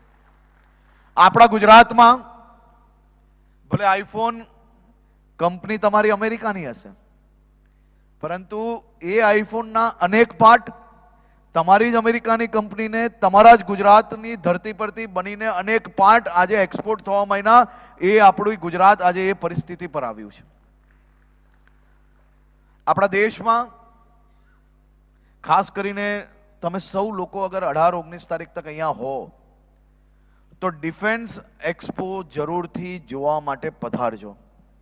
તમને સૌને ગૌરવ થશે કે તમે જે ધરતી પર જન્મ લીધો છે એ ગુજરાતની ધરતીએ એક એવા પુરુષ આપ્યા કે જેને દેશની વિઝન, દેશની દિશા બદલી. ડિફેન્સ એક્સપોમાં મેડ ઇન ઇન્ડિયાના ડિફેન્સ ઇક્વિપમેન્ટ જોઈને મને 100% વિશ્વાસ છે કે તમને ગૌરવ થશે કે આપણી ધરતીએ, આપણી માટીએ એક એવું વ્યક્તિ આપ્યું. ભૂતકાળની અંદર સરદાર વલ્લભભાઈ પટેલ આપ્યા, મહાત્મા ગાંધી આપ્યા અને હવે નરેન્દ્રભાઈ મોદી આપ્યા, જેમને આ દેશને બદલવાની એક અદ્ભુત રીતે કાર્ય કર્યું છે. અને મને વિશ્વાસ છે કે આપ સૌ લોકો ડિફેન્સ એક્સપો જોવા જશો. આપણી આ અમદાવાદની ધરતી, જે અમદાવાદનું રિવરફ્રન્ટ જોવા માટે દુનિયાભરના લોકો આવે છે અને એ રિવરફ્રન્ટ પર આ ડિફેન્સ એક્સપોનો એક મહત્વનો શો છે. હું પ્રફુલભાઈને વિનંતી કરું છું કે આપના જેટલા બી મહેમાનો છે એમનું લિસ્ટ અમને જરૂરથી મોકલજો. હું એ લોકોના નિમંત્રણ કાર્ડ આપને જરૂરથી મોકલીશ. ડિફેન્સ એક્સપોના આ કાર્યક્રમ જોઈને તમને 100% ભારતીય હોવાનું ગૌરવ થશે. એ પ્રકારનો આ શો છે. આપ સૌ લોકો જરૂરથી પધારજો. હમણાં જ ગુજરાતમાં નવરાત્રી પૂર્ણ થઈ છે. ગુજરાતમાં તો નવરાત્રી પૂર્ણ થઈ, પરંતુ ગુજરાતની અંદર નવરાત્રીમાં આ વખતે કલાકાર ના મળે એ પ્રકારની પરિસ્થિતિ તમે અમેરિકા, યુકે, ઓસ્ટ્રેલિયા, ન્યુઝીલેન્ડમાં એ પ્રકારની પરિસ્થિતિ ઊભી કરી છે કે ગરબા અહીંયાથી વધારે તમે ત્યાં રમવા માંડ્યા છો. અમારે ત્યાં કલાકાર બચ્યા જ નથી, બધાને તમે જ બોલાવી લો છો. એટલે આવતા વર્ષે હું આપને વિનંતી કરું છું કે નવરાત્રીના સમયે નહીં પણ કાર્યક્રમ આમ તેમ રાખીને એ રીતે સેટ કરજો કે કલાકાર બેઉ બાજુ મળે. કારણ કે તમે બધા તો, અમે તો ગુજરાતી છે, તમે બધા સવાયા ગુજરાતી થઈ ગયા છો. અને જોઈએ તો દર શનિ રવિ યુરોપનો એક બી દેશ બાકી નહીં હશે, ઓસ્ટ્રેલિયાનું કોઈ શહેર બાકી નહીં હશે, અમેરિકાનું કોઈ રિજિયન બાકી નહીં હશે કે જ્યાં દર શનિ રવિ હમણાં આ મહિનાની અંદર ગરબાના કાર્યક્રમ ના થાય. અને એ ગરબાના કાર્યક્રમ તમે બધા તો એ રીતે કરો છો કે અમે લોકો બી વિચારમાં આવી ગયા કે આ ઇન્ડિયામાં થઈ રહ્યા છે કે અમેરિકામાં થઈ રહ્યા છે. એ પ્રકારના ગરબાઓ તમે લોકો આયોજન કરો છો, એ બદલ બી તમને અભિનંદન. આપણી ગુજરાતની સંસ્કૃતિ દેશભરમાં તો છોડો, તમે વિદેશો સુધી પહોંચાડી છે. એ માટે અમને સૌ ગુજરાતીઓને તમારી ઉપર ગૌરવ છે. તમે સૌ લોકોએ એક પછી એક મહત્વની સફળતા મેળવી છે અને એ સફળતા મેળવીને તમે આ ગુજરાતની ધરતીને વિદેશની ધરતી પર ગૌરવ અપાવ્યું છે. એ બદલ હું આપને અભિનંદન આપું છું. ફરીથી એકવાર આપ સૌને વિનંતી કરું છું કે આ જ પ્રકારના કાર્યક્રમો દર વર્ષે TV9 દ્વારા આયોજિત થાય અને એના કારણે ક્યાંક ને ક્યાંક ગુજરાતની ધરતીએ જે એકથી વધીને અનેક લોકોને જે જન્મ આપ્યો છે, ગુજરાતની ધરતી એ જે સન્માન અને માન આપ્યું છે, આ ગુજરાતીઓ જે આજે વિદેશમાં ગયા છે એ ગુજરાતની ધરતી જોડે જોડાઈને રહે આજીવન. એ માટે આ પ્રકારના કાર્યક્રમો ખૂબ મહત્વના છે. TV9 ને ફરી એકવાર ખૂબ ખૂબ અભિનંદન આપું છું કે ચેનલે માત્ર પ્રજાનો પ્રશ્ન નથી ઉઠાવ્યો, પરંતુ આ ચેનલના માધ્યમથી આપણી ધરતીને આપણા લોકો જોડે જોડી રાખવા માટેનો જે પ્રયત્ન કર્યો છે એ બદલ ચેનલને અભિનંદન આપવો પડે. કારણ કે આ TRPની રમતમાં, TRPની લડાઈમાં આ સમય નીકાળીને આ વિચારો જોડે જે ધરતીએ જે રાજ્યને TV9ને બહુ માન સન્માન આપ્યું છે, એ TV9ને ફરી એકવાર રાજ્ય માટે ના ધરતી માટે કંઈક કર્યું છે. એ બદલ હું આખી ટીમને એમને અભિનંદન આપું છું અને ખૂબ ખૂબ આભાર માનું છું. ફરી એકવાર આપ સૌ લોકોને ખૂબ ખૂબ આભાર. થેન્ક્સ અ લોટ. આભાર હર્ષભાઈ. હર્ષભાઈ 2 મિનિટ આપની વધારે લઈશ, આપ સ્ટેજ પર જ રહો, કેમ કે તમારા હાથે સન્માન પામવું પણ એ પણ એક મોટી વાત છે. 2 મહાનુભાવોને આમંત્રિત કરીશ, આપ સેન્ટર સ્ટેજ આવી જાઓ. કેની દેસાઈ, પ્રમુખ FIA ને આમંત્રિત કરીશ, સ્ટેજ પર આવે અને હર્ષભાઈના હાથે સન્માન સ્વીકાર કરે. અને માલવ સંઘવી, યંગ ટેકનોક્રેટ, જેમણે સ્માર્ટ પ્રોસ્થેટિક સોકેટ ઇન્વેન્ટ કર્યું, તેવા માલવભાઈ સંઘવીને પણ આમંત્રણ આપીશ કે આપ આવો અને હર્ષભાઈના હસ્તે સન્માન ગ્રહણ કરો. ખૂબ ખૂબ તાળીઓથી સ્વાગત. કેની દેસાઈ એ બિઝનેસમેન છે US ના અને ગુજરાતી સમાજમાં ખાસું યોગદાન તે આપી રહ્યા છે. તેમના યોગદાનને અત્યારે સન્માનવાનો અવસર અમને મળ્યો છે. અમે પણ ખૂબ ખૂબ આભારી છીએ. અને માલવભાઈ સંઘવી, યંગ ટેકનોક્રેટ.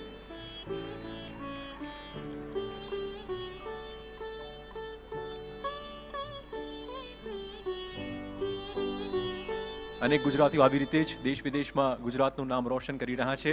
અને આપણામાં કહેવત છે કે જ્યાં જ્યાં વસે ગુજરાતી ત્યાં ત્યાં સદાકાળ ગુજરાત.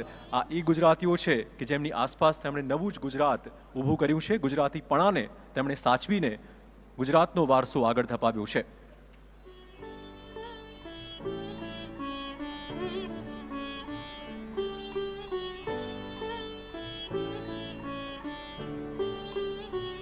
Many congratulation કેનીભાઈ.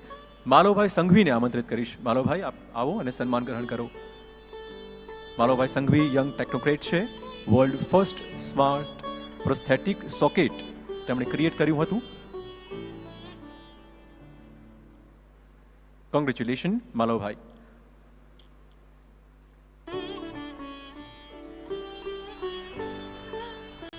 હર્ષભાઈ આપનો પણ આપને ખાસ વિશેષ આભાર.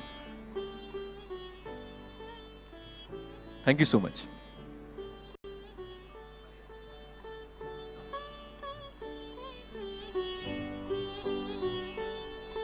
Thank you Harshbhai Sanghavi. TV9 અને આઈના આ બંને આપનો સહૃદયતાપૂર્વક આભાર માને છે. And now we are going towards a session voice of Gujarat on global stage. આપણે જાણીએ છીએ કે ગુજરાત અને ગુજરાતીઓનો અવાજ સમગ્ર વિશ્વમાં પાંચમા પૂછાય એવો થઈ ગયો છે હવે. Voice of Gujarat on global stage. First of all I would like to request mister Aditya Raj Kaul, the moderator of this conversation. Please come over to the stage, Mr. Aditya Raj Kaul. Then after, I'm going to call Mr. Jordi Mackey. I would like to request Mr. Jordi Mackey, a National Chair, Australia-India Business Council and former leader of the opposition in the New South Wales. As we know, Australia and Gujarat, we have good relationship since last long decades. Welcome, Jordi Mackey. And then I would like to request Mr. Peter Cook. Mr. Peter Cook, Deputy High Commissioner, UK. Please come out to the stage.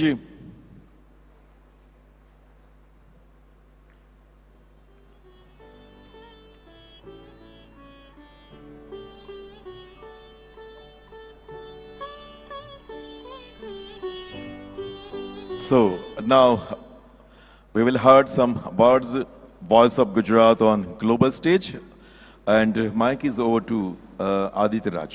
Thank you. Thank you very much. Ladies and gentlemen, have you ever imagined a news app that gives you an OTT-like experience? Storytelling in the news space that is so immersive that you would not want to switch off. Can you imagine news videos which are neither clickbait nor screaming and shouting at you from television sets? Well, stop imagining and start streaming now. Yes, TV9 Network is proud to announce launch of India's first OTT video magazine, News 9+. The app is available on Android and iOS devices all across the globe, so go ahead and download it now. Experience news in all new avatar. News 9+ is your window to the world and the world's window. So I had to make this sales pitch before beginning this interesting and a very colorful, panel that we have today. Jody and Peter, we Aditya? are very happy to have you. Aditya, sorry to interrupt for please. a second. Yeah. હું મંચ પર બોલાવવા માંગીશ રતીમ દાસજીને અને સાથે જ હું બોલાવવા માંગીશ વિક્રમજીને કે જેઓ ઉપર આવે અને મહાનુભાવોનું સ્વાગત કરે, તેમને સન્માન કરે.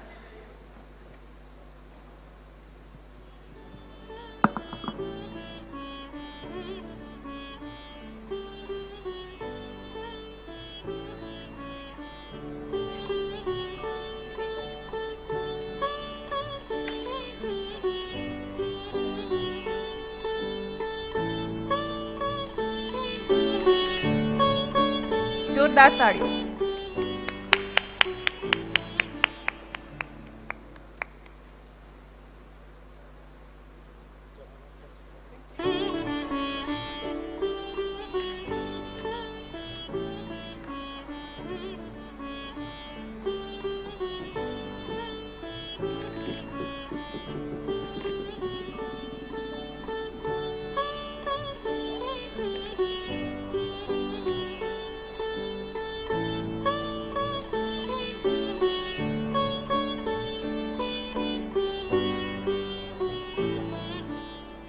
Thank you so much.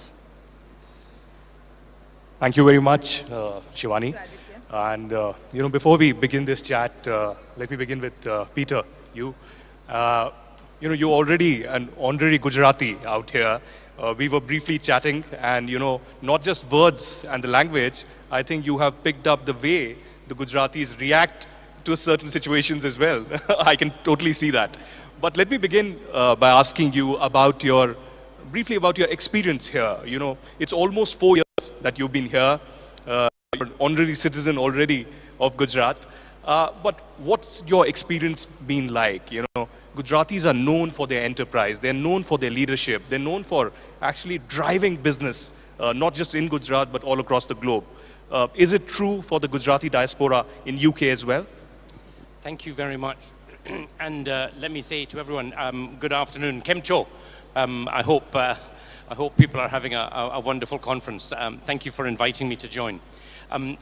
I should confess a little bit that I'm actually also a bit of an Anglo-Indian because I was born in Kolkata in India. And so coming to Gujarat 4 years ago was a bit of a homecoming in many respects. I grew up in India. I spent the first 7 years of my life in India. And so coming back to India and coming back to Ahmedabad was, I think, a homecoming for me. So it felt very natural. It felt very comfortable to be rejoining what was my original family, if you like. And so my experience has been very much a pleasant one and a happy one because of that background and that history. But I think you're right. What I discovered was a huge surprise. A huge surprise because I think some of the misunderstandings about India and about Gujarat, about it being a poor country, a low-tech economy where there were challenges about poverty, there were challenges about social structures. I think that has been, that was very clear to me, none of that is now true.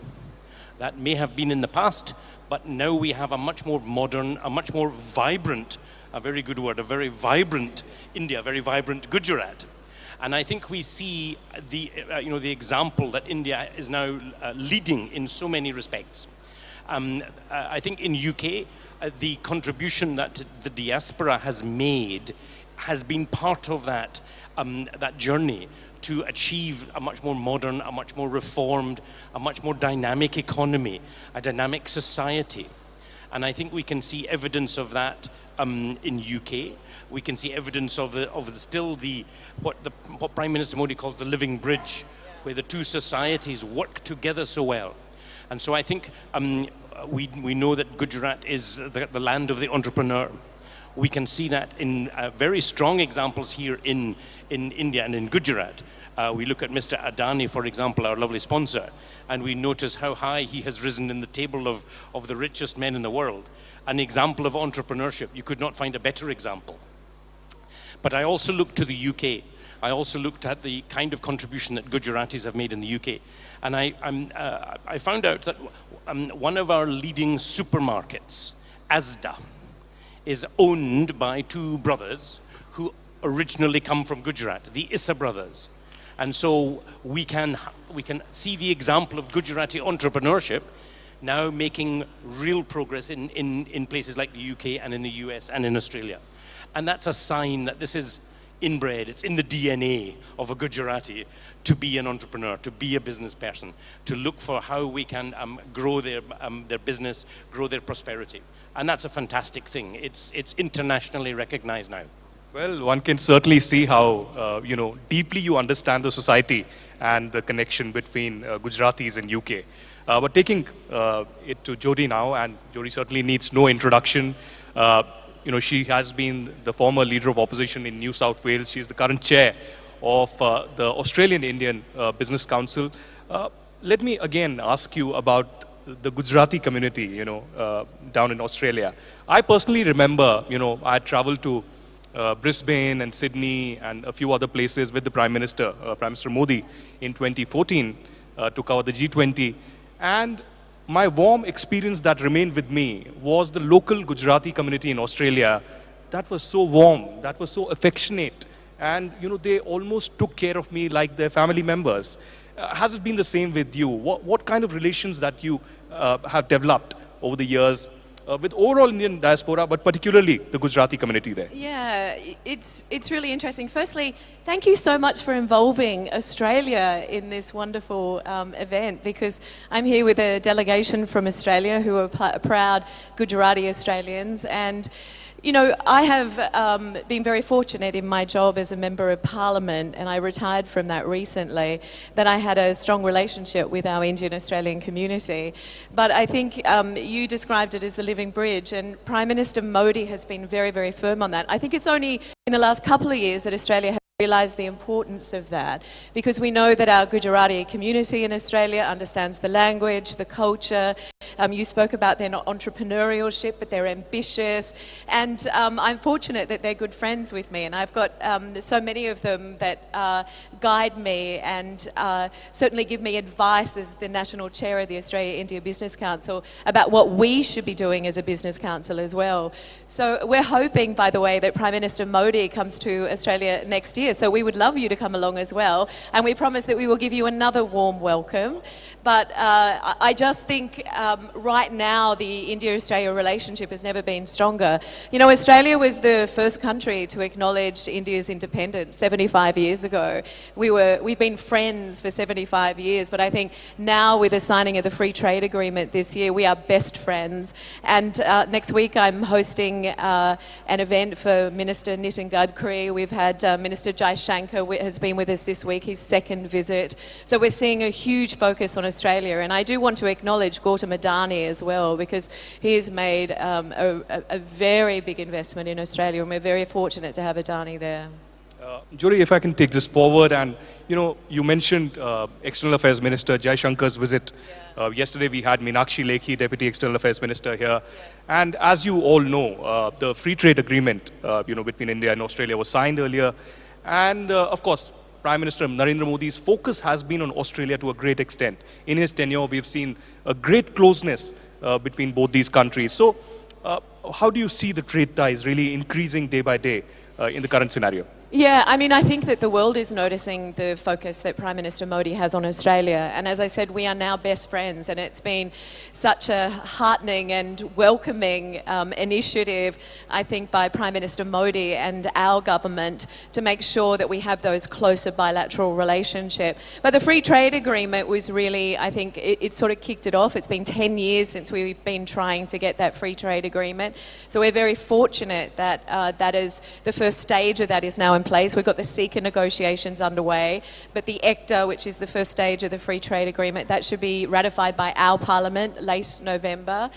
But, if you look at the India-Australia relationship, as I said, it's never been stronger. It's about 25 billion in two-way trade. When we had Minister Piyush Goyal over, he wants it to be 50 billion. So there's a real ambition by both countries to make this work. But I think that what makes this work even more than just the environment that the government is establishing is those people-to-people relationships. We talk about business having to lead here, but that is actually about people. It's about the relationships that people have. And our Gujarati community are, as I said, so connected into Gujarat still. And, we've seen so much foreign investment coming into this state, and Gujarat is really leading the way. So we're so thankful. And you mentioned Prime Minister Modi, but one of the first acts of our new Prime Minister, Anthony Albanese, was to meet with Prime Minister Modi That was as part of the Quad as well. So we're seeing it from a foreign policy, defence perspective, but underpinning that is the bilateral trade relationship, which is built on people-to-people relationships. So, I acknowledge our Gujarati Australian community who hopefully are watching your television network today, and we thank you for broadcasting this as well, because it's so important we're acknowledging our Gujarati community around the globe and the role that they play.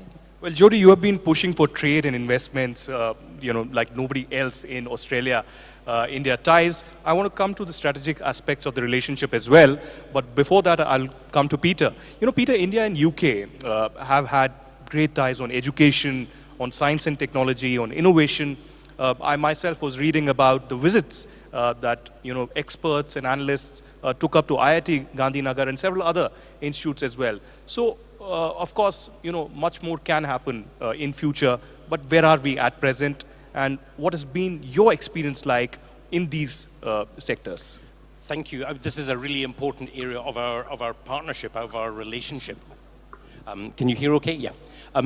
It's a really important part of our relationship and our future partnership moving forward. We have made a number of important steps in the last couple of years to build that up. We had the good fortune to have our Prime Minister visit Gujarat back in April. Our previous Prime Minister, Mr. Boris Johnson, came here. And it was a strong feature of his particular visit to talk about how we could unlock the potential of a stronger science and technology partnership with India. And I think we can look at key examples of where that has been really positive.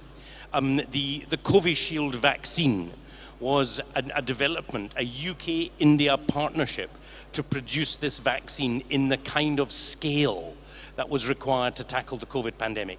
A perfect example of where two countries come together and solve a global challenge so that we can try and protect our society, protect our citizens against this awful disease. I think that's probably the most obvious example. But we're also, I think, very keen to see what else we can do. Edinburgh University, you were mentioning education, has now opened a campus here in Gujarat with Gujarat Biotechnology Research Centre. The Gujarat Biotechnology University is the name. And it brings both UK experts and Gujarati experts together to look at the challenges of biotechnology. And to try and produce groundbreaking research, world-leading research that can be applied and used. We know that in Gujarat we have such a strong pharmaceutical sector. Big pharma is really powerful here. It's a fantastic, I think, idea to have a pharmaceutical, a biotechnology center of excellence here in Gujarat.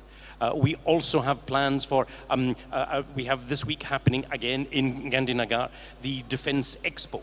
And our companies, we have 25 companies coming from UK, and they are very keen to work with Indian companies, Gujarati companies, on the security technologies, the challenges we face externally. We heard Mr. C.R. Patel describe a little bit of the challenges of the future that India has to try and now protect itself against. And so I think we can recognize that there is a huge interest, a huge commitment to work together to solve some of these problems. So in science, in technology, in new climate change, we were very keen to see how new technologies for electric vehicles, for better solar power, better wind power, using hydrogen as a new fuel for our cars. All of these could be fantastic opportunities for partnership, not just with the UK, with Australia, with other allies and other partners. We recognize, I think, the opportunity of doing this with India as a partner is a fantastic one, and that's really my job. Can you tell that there's a lot of competition here? Absolutely. In the relationship between India and Australia and India and the UK? We can work together. I'm sure we can work together. But Peter, on a lighter note, am I allowed to ask political questions? Go ahead. Because there are people out here who are following UK politics very closely, Yep. and they're reading BBC and other news sources, and they're reading how there's still a political turmoil underway, and many expect that Rishi Sunak could well be the next Prime Minister. That they are certainly talking about it in the UK. I'm afraid I don't have any special secrets to share. But you're not allowed to talk about it, eh? I don't have anything to share anyway, so it's not something that I can give you much more insight on. It is obviously a difficult period. They're going through, I think, quite a tricky time. The challenges of the energy markets, the challenges of the war in Ukraine are creating a lot of turmoil, and that is spilling over into politics and spilling over into our economic relations. And I think that's a difficult thing for us to manage. The good news, I think, is that the relationship with India is rising above most of that. And all our political parties agree that our partnership with India, our partnership with our other allies, in the post-Brexit UK, that we are reconnecting and very ambitious to build stronger partnerships with allies around the world. Jody, if I can take it a little deeper into the strategic ties, we've seen quite a geopolitical turmoil of late. Peter, of course, mentioned the Russia-Ukraine war, and you've seen, China's tension with its neighbors in the last few years, and the most recent tension at the Taiwan Straits as well. How does Quad play a significant role when we talk about China's, kind of a hegemony in this region? And is Quad trying to keep China under check? Well, I think the Quad is really important, and as I said, we're hoping that Prime Minister Modi is in Australia next year as part of the Quad. But the Quad, of course, is a quadrilateral security arrangement between Australia, Japan, the US and India. And I think having India within that quadrilateral security arrangement is critical, because China was and is still a major trading partner of Australia, quite obviously, particularly in the resources sector. But we're also know that we have to be able to diversify, and we have to be able to look to other countries as strong partners, and that's where India comes in. I think, you're seeing that from a foreign policy perspective, from a defence perspective, but I think you're also then seeing that underpinned the trade relationship. So I think you've got all of it happening at once, which is obviously incredibly important in, as I said, that bilateral relationship. But I think in Australia, people are really thrilled that we've got this stronger relationship with India. You have to remember that our Indian Australian community is the fastest growing diaspora. Australia is hugely multicultural, but it's the fastest growing diaspora, and number 3. There are more than 700,000 those Indian Australians, and we've got about 60,000 of those that are Gujarati speakers. That doesn't mean that that's 60,000 Gujaratis, but it is people who identify as speaking the Gujarati language. So, it is so important for us. And I keep coming back to this. I mean, Peter has spoken about this. I will keep talking about, is this living bridge. And Prime Minister Modi, I think, realised it before anyone else, the importance of that. And I think that, this conference, and I want to acknowledge Sunil and Praful Nayak, who's played such an important role in bringing everyone together. I mean, we're a long way from North America. We're a long way from the UK. But Australia has been included in this, and we're so thankful for that. And so is our Gujarati community. They're really excited that this is on. They're really excited that we're here represented, and they're excited about the potential here. Gujarat has so much to offer. This is actually my first visit to Ahmedabad, but it certainly won't be my last. I can tell you that, because and we have a huge presence here, but it's a relationship that it's not transactional anymore. It's a relationship that's built on a warm and genuine friendship, and that is led by our Gujarati community. Well, I like how you put it. It's not transactional anymore, and that's how it should be. One final question to Peter, and this is again about Prime Minister Narendra Modi's vision of self-reliant India, Atmanirbhar Bharat, and of course, how does UK really play a role in this? And you've seen the Defence Expo that's underway right now, the kind of scale under which it is underway. Of course, we have had defense ties with US, with Russia and several others, but on self-reliant India and several such schemes, when we talk about trade and bilateral ties between India and UK, how does UK play a more of a contributor here?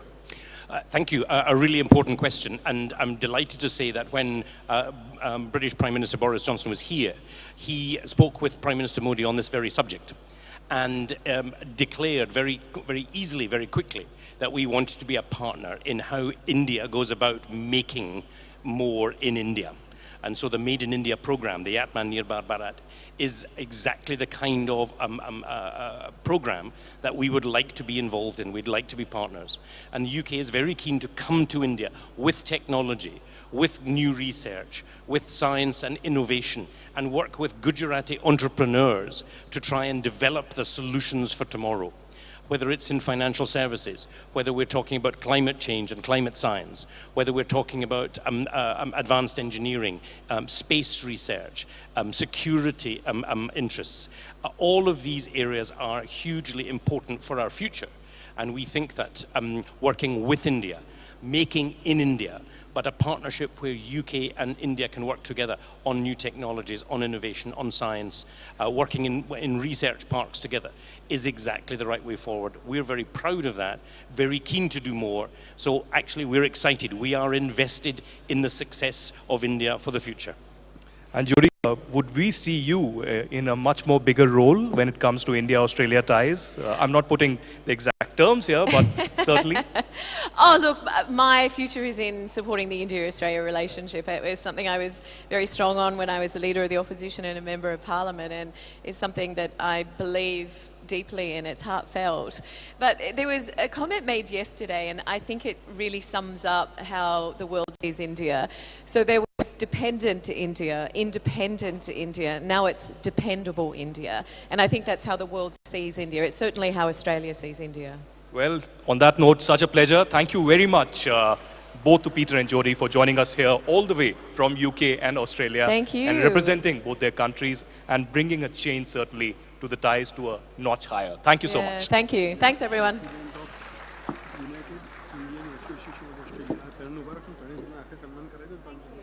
Thank you. All of you, I would like to stay for a few minutes here.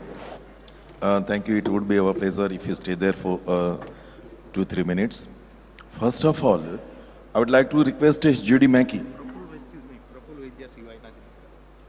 I would like to request Judy Mackey to felicitate Dr. Dharmika Mistry, a young scientist, on behalf of INA and TV9. Please come out to the stage, Dr. Dharmika Mistry. Dharmika Mistry ने विनंती करिए कि તે મંચ પર આવે અને આજના આપણા અતિથિ જ્યુડી મેકી પાસેથી તે સન્માન અને ભેટ સ્વીકાર કરે.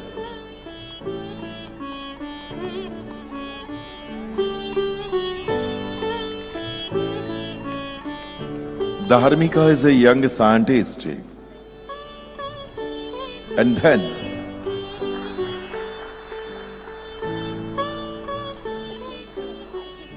I would like to request our second guest to felicitate Dr. Sunil Vyas, President of United Indian Association of Australia. Dr. Sunil Vyas, representing India and Australia.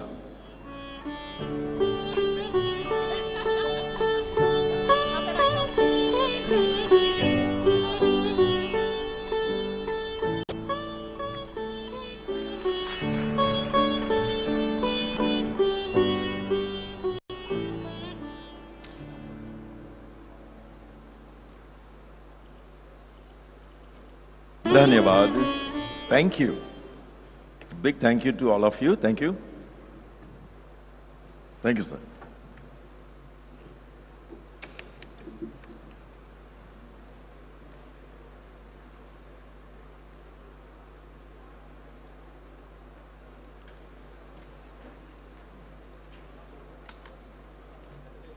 અને હવે જે સેશનનો આરંભ થવા જઈ રહ્યો છે, યંગ એચીવર્સ રીડિફાઇનિંગ ગુજરાત.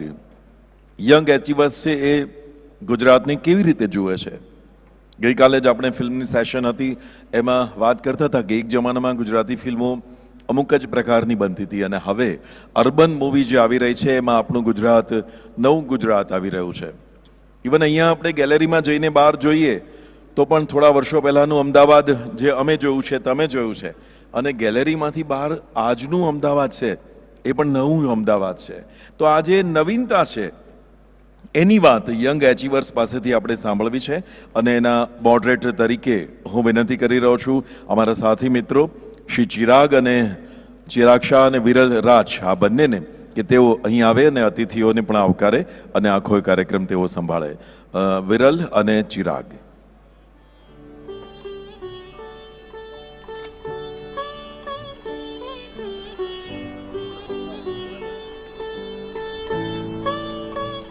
આજના જે મહેમાનો છે એમને પણ વિનંતી કરું. Munjal Shah, director Paras defence and space technology limited. Munjalji, આપ મંચ પર પધારશો. Nilesh Makwana, author, public interest and technologist and social innovator. Shri Nilesh મકવાણાને મંચ પર પધારવા માટે વિનંતી છે. અને youngest president FIA USA Shri Ankur Vaidya. Ankur Vaidya લગભગ આપણી વચ્ચે નથી, એટલે એ બે ગેસ્ટ છે. Okay, thank you. Over to Viral અને ચિરાગ. Thank you.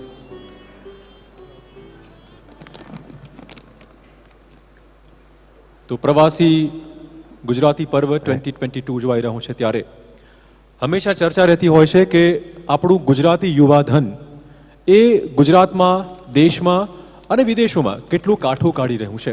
આપણે આ 1.5 દિવસ થયો અત્યારે, આ દિવસમાં જોયું છે કે અનેક એવા નવા ચહેરા, અનેક એવા નવા ઉદ્યોગપતિઓ જે આપણને કદાચ ખબર જ નથી કે વિદેશમાં તે ડંકો વગાડી રહ્યા છે. એવા ઉદ્યોગપતિઓને મળવાનું થયું, એવા લોકોને મળવાનું થયું જેમણે ખરેખર ગુજરાતની ધરાનું નામ આખા જગમાં રોશન કર્યું છે. આવા જ બે યંગ, વધુ બે આપણે વચ્ચે ઉપસ્થિત છે. મુંજાલભાઈ શાહ ડિફેન્સમાં ખાસા નિષ્ણાત છે અને ઓસ્ટ્રેલિયાથી આવ્યા છે નિલેશભાઈ મકવાણા. તો એમની સાથે જાણવાનો પ્રયત્ન કરીશું કે એમની ધરતી પર બેઠા બેઠા ગુજરાતને કેવી રીતે જુએ છે અને એમની ધરતી પર એ જે ડેવલપ થયા છે એમાં એમને કેટલા પડકારોનો સામનો કરવો પડ્યો છે. નિલેશભાઈ, સૌથી પહેલા આપને સવાલ. Thank you Chirag. આપે કહ્યું એમ કે બે યંગ અચીવર્સ છે ને, ચિરાગ એમ કહેવાય છે કે અચીવર્સ એ દીવડાના પ્રકાશ જેવા હોય છે. પ્રકાશ પોતાનું ઇન્ટ્રોડક્શન નથી આપતું, એનું અજવાળું જ એનું ઇન્ટ્રોડક્શન છે. એમ અચીવર્સ પોતાની જાત વિશે કંઈ ન કહે, પણ એમની ઉપલબ્ધિઓ જ એમનું ઇન્ટ્રોડક્શન છે. આપણી વચ્ચે જે મુંજાલભાઈ છે, he is MD of Paras defence. એક યુનિક અને સ્ટ્રોંગ ડિફેન્સ પ્રપોઝિશન્સ દેશ માટે તૈયાર કરવાની જે અત્યારે સરકારની, હમણાં તો એક ડિફેન્સ એક્સપો પણ છે અમદાવાદમાં, ત્યારે પારસભાઈ એમાં બહુ યુવા વયે આવા અગત્યના કોઈ પણ દેશ માટે જેને કહેવાય ડિફેન્સ પ્રપોઝિશન્સ એમાં કાર્યરત છે. આપણે એકવાર જોરદાર તાળીઓથી એમને આવકારી લઈએ.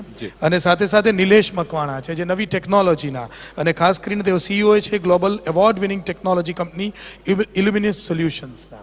નિલેશભાઈ અને એની સમગ્ર ટીમ ખૂબ જ પેશનેટલી ડિજિટલ ઇન્ક્લુઝન અને એડવર્સિટીને માટે કામ કરી રહ્યા છે. ત્યારે એમને બંનેને એક સવાલ કોમન પૂછીએ. કોઈ પણ ક્ષેત્રમાં યુવાન આવે ત્યારે નવા વિચાર સાથે આવે. A young person comes with great idea and big dreams always. તો એમાં ચેલેન્જીસ કઈ કઈ હોય? Will same answer 1 to 1. Nileshbhai પહેલા. Do you want me to go first? Yeah. Well, when the young people starts any new venture or startup or ideas, it reminds me of Mahatma Gandhi's quote that નિલેશભાઈ, ગઈકાલે ફરિયાદ ચોક્કસ હતી કે સેશનમાં તમે થોડું ગુજરાતી રાખો તો મજા પડશે ઓડિયન્સને સાંભળવામાં. ગુજરાતી આપણે ગાંધીજીનો કોટ યાદ આવે છે કે પહેલાં તમે કોઈ નવી બિઝનેસ કે કોઈ બી વેન્ચર ચાલુ કરો કે કોઈ આઈડિયા, તો લોકો તમને પહેલાં ઓપોઝ કરશે અને પછી તમને કદાચ તમારી વાતને સાંભળશે અને પછી તમને જોઈન કરશે અને પછી તમને તમારીને ફોલો કરશે. તો હંમેશા પહેલાં જે છે એ ક્યારે બી કોઈ બી નવી ચીજ શરૂ કરશો તો મુશ્કેલ આવશે અને તમને એટલું જલ્દી સપોર્ટ નહીં મળે. તો મહાત્મા ગાંધીજીનો કોટ છે કે ભાઈ બી પરસિસ્ટન્ટ, અને પરસિસ્ટન્ટનું જે છે ઇઝ નેસેસરી. તો આઈ થિંક ગુજરાતમાંથી જ્યારે છોકરાઓ બહાર નીકળે છે અને ભણવા જાય છે વિદેશમાં અને ત્યાં જઈને કામ કરવાની જગ્યાએ અગર બિઝનેસ બી ચાલુ કરે તો ઘણા સક્સેસફુલ થાય છે. પણ ઘણા લોકો ખાલી જોબ પર ધ્યાન આપે છે પણ બિઝનેસ પર નહીં. અને મેં બિઝનેસ પર ધ્યાન આપ્યું એઝ અ સ્ટુડન્ટ બનીને ગુજરાતથી, બરાબર. અને ત્યાં પછી જઈને આપણે ગુજરાતની વેલ્યુ અને ગુજરાતના જે લીડર છે એમની જે કોટ્સ છે, જેવા ગાંધીજી છે, સરદારજી છે, એ બધાના કોટ્સને આપણે એક પ્રાઉડ ફીલ કરીને એમને ફોલો કરીને એ વેલ્યુઝ લઈને આપણે ત્યાં સક્સેસ થઈ શકીએ છીએ. તો ગુજરાતીઓને લુક બેક કરે આપણા સ્ટેટની અંદર તો ઘણું જોવા મળે છે કે જેનાથી આપણે પ્રેરણા લઈને આપણે વિદેશમાં બી સક્સેસ થઈ શકીએ. પારકી ધરતી પરના પડકારો એ ચોક્કસ હોય જ છે. લેંગ્વેજથી માંડીને ત્યાંના પોલિસીસથી માંડીને તમામ જાતના પડકારો દરેક કોઈ પણ વ્યક્તિ જતું હોય છે ત્યાં એને પડતા હોય છે. આ પડકારોમાંથી ઉગરવાનું જે સાહસ છે એ કેવી રીતે ડેવલપ થઈ શક્યું, અથવા પડકાર કયા કયા આવ્યા શરૂઆતમાં એ કરીએ. પડકાર challenges, right. Well, the challenges, of course, is you miss your food, for example. You miss your home country. You are not in your આપણું પોતાનું એન્વાયરમેન્ટ નથી અને લેંગ્વેજ આપણી નથી ત્યાં, બરાબર છે. તો એ બધા કોમન ચેલેન્જીસ હોય. પણ એનાથી મોટું ચેલેન્જ જે છે એ કોન્ફિડન્સનું છે કે વિદેશમાં જઈને આપણે એવું કેવું કોન્ફિડન્સ લાવી શકીએ કે આપણે વગર ડર કરીને આપણે એક મોટું સપનું જોઈએ અને સપનુંને સાકાર કરવા માટે મહેનત કરીએ અને ત્યાંથી લોકલ સપોર્ટ આપણે લઈએ ગવર્મેન્ટ સાથેથી. એ જે કોન્ફિડન્સ જે છે એ ક્યારેક ચેલેન્જિંગ હોય. કેમ કે આપણે જ્યારે કોઈ નવી કન્ટ્રીમાં જઈએ તો ઘણા વ્હાઇટ લોકોને જોઈએ, ઘણા બધા લોકોને, અને આપણું ઘર નથી, આપણું સર્કલ નથી, આપણા રિલેટિવ્સ નથી, તો આપણે એકલા હોય તો ત્યાં આગળ તમારે બિઝનેસ ચાલુ એક ડર જેવું બી લાગે, બરાબર છે. પણ એને અગર આપણે છોડી દઈને જોઈએ કે આપણા ગુજરાતીઓ આખી દુનિયા છે બધી જગ્યાએ અને તમે કોઈ બી જગ્યાએ બિઝનેસ ચાલુ કરો તમને ખબર છે કોઈને બી ગુજરાતી તમારી સાથે તમને મળી જશે. તો એ એક વિશ્વાસ રાખીને આપણે કોઈ બી દુનિયામાં જઈએ તો આપણે બિઝનેસ કોઈ બી જગ્યાએ ચાલુ કરી શકીએ છીએ. વાહ, એક બહુ સરસ વાત એમને કહી કે એમની સામે મોટો પડકાર એમનું સ્થાન બનાવવાનો હતો. વિદેશની ધરતીમાં એક વ્યક્તિએ પોતાની જગ્યા બનાવવી એ ચેલેન્જ હતી, પણ ભારત દેશમાં રહીને મુંજાલભાઈ જે કામ કરે છે એમાં નવા વિચારને જગ્યા અપાવવાની હતી. તો એ ચેલેન્જ તમે કઈ રીતે ફેસ કરી? સો આજનું youth dynamic, backed by technology, aggression, want to do something in life, want to show the people. તો આજનું યુથને જે છે resistance comes from the earlier generation. Okay, A generation કે આપણે સ્લો એન્ડ સ્ટડી આપણા બેઝિક્સને set કરીએ પછી આપણે આગળ વધીએ સ્ટેપ બાય સ્ટેપ. બધા યુથ આજનો જે છે wants to somewhat maybe make it faster. Okay. Basics ne je che 50% karine then wants to go to the next level. So aaj che big resistance, yes, because the earlier generation has the great way of putting basics in place and pachi apne agad vadiye step by step, and the youth wants to go a bit faster. Right. So this resistance is always there, and if there is a blessing or there is a hand holding of a person from the earlier generation, then એ જે છે mix and match કરીને probably comes out at a better product. બિલકુલ, બહુ સરસ વાત કરી કરી એમને. થોડી ચોક્કસ વાત કરી રહ્યા છે ત્યારે ખાસ નિલેશભાઈ આપને પૂછવાનું કે વિદેશની ધરતી પર રહેતા રહેતા ગુજરાતીપણું એ સાચવવું કેટલું અઘરું પડી રહ્યું છે અને તમારામાં આ ગુજરાતીપણું કેટલું સચવાયેલું છે? વેલ, શું છે ગુજરાતીપણું એ હજુ હું ડિસ્કવર કરું છું, બરાબર છે. કે what is to be real Gujarati? એ આપણું ગુજરાત જે છે એ ભોજન છે કે ભાઈ એ આપણો વ્યવહાર છે કે આપણી મહેમાનગતિ છે કે ભાઈ આપણા કપડાં છે કે આપણી રોજ સવારે હનુમાન ચાલીસા એન્ડ ગાયત્રી ચાલીસાનો મંત્ર છે કે ભાઈ એ એક બિઝનેસના જે ટાઇકૂન બધા મોટા મોટા અને લીડર બનેલા છે એમને યાદ રાખીને એમના ફૂટસ્ટેપ પર ચાલવું. શું છે ગુજરાતી? એ હજુ બી ડિસ્કવરી છે. તો આઈ થિંક તમારા ઘરમાં ગુજરાતી કલ્ચર જોવા મળે ખરું કે વિદેશના રંગે રંગાઈ ગયા છો બધા? હા, બિલકુલ બિલકુલ. આઈ થિંક ગરબા ગમે છે? ગરબા ગાઓ છો? બિલકુલ. ગુજરાતી ફૂડ ઇનફેક્ટ જે ગુજરાતીઓ જે મેં મળ્યું છે, હું 54 કન્ટ્રીમાં ફર્યો છું, મેં ગુજરાતીઓ જે 80s માં 60s માં 70s માં મોરેશિયસ ગયા કે યુકે કે ઓસ્ટ્રેલિયા, એ બધા લોકો એટલા ટ્રેડિશનલ છે અને એટલું સાચી રીતે બધા ફોલો કરે છે જે આપણે અહીંયા ગુજરાતમાં પાછા આવીએ તો જોઈએ કે ડાયલ્યુટેડ થઈ ગયા છે, પ્રોગ્રેસ થઈ ગયા છે. મોટી વાત એમણે કરી છે એમના કે સવાલનો જવાબ જે એમને શોધે છે મને મળી ગયો છે. તમે જે શોધો છો ને કે ગુજરાતીપણું ભોજનમાં છે કે આપણા કલ્ચરમાં છે, પણ તમે જ્યાં પહોંચ્યા છો ને, હું કહું એ ગુજરાતીપણું ક્યાં છે. ગુજરાતી એ કોઈ નાઉન છે જ નહીં, એક મિજાજનું નામ છે ગુજરાતી હોવું હોય, અને તમારામાં એ મિજાજ છે. That is real. બિલકુલ બિલકુલ, હાજી હાજી. તો આપણે એક ગુજરાતી છે ને જે કે ને કે ભાઈ ગમે ત્યાં જાય છે, કાલે બી ઘણા લોકોએ વાત કીધી કે એ એમનો ડંકો લગાડી દે છે, એમનું નામ કોરી દે છે, એક જ ગુજરાતી ઇનફ છે. તો આપણે ત્યાં દેશમાં જઈને ગાંધીજીનું ઓસ્ટ્રેલિયામાં આપણે એક્ઝિબિશન કરાવ્યું, ત્યાં આપણે ગુજરાતી ખાવાનું જે છે એ આપણે ઇન્ટ્રોડ્યુસ કર્યું. વાકા સ્ટેડિયમમાં અત્યારના ક્રિકેટ મેચ ચાલે છે, તો હું T20 વર્લ્ડ કપ ચેમ્પિયન બનાવેલો છે મને. તો આપણે આપણું ગુજરાતીપણું જ હંમેશા થોડું થોડું છિડકતા રહીએ છીએ જ્યાં બી હોય જઈએ ત્યારે. હા, એક ટ્રુ ગુજરાતી સ્પિરિટ છે. મુંજાલભાઈ, તમે ગુજરાતીમાં કમ્ફર્ટેબલ છો જવાબ આપવા? તો હવેનો જવાબ મારે ગુજરાતીમાં જોઈએ છે કે અત્યારના સમયમાં તમે જે પણ કાર્ય કરી રહ્યા છો ને જ્યાં પહોંચ્યા છો, એમ કહેવાય કે કોઈ પણ એચિવમેન્ટ તમને બંનેને આમ તો લાગુ પડે, પણ સવાલ તમને છે એ બહુ યુવા ઉંમરે તમે જો પ્રાપ્ત કરી લો જ્યાં પહોંચવું છે ત્યાં, તો એક સેચ્યુરેશન આવે કે એનાથી આગળ શું. તો તમને એવું લાગે છે કે તમારે જ્યાં પહોંચ્યું હતું ત્યાં પહોંચી ગયા કે હજુ બાકી છે? તો બાકી છે એના માટેનો શું વિચાર છે? એક તો પહેલાં ક્યારે પ્લાન નહોતું કર્યું, આવું વિશ બી નહોતું કર્યું કે આપણે આ પ્લેટફોર્મ મળશે એટ વર્ક, જે આપણે મળ્યું. So we consider it as a blessing. Right.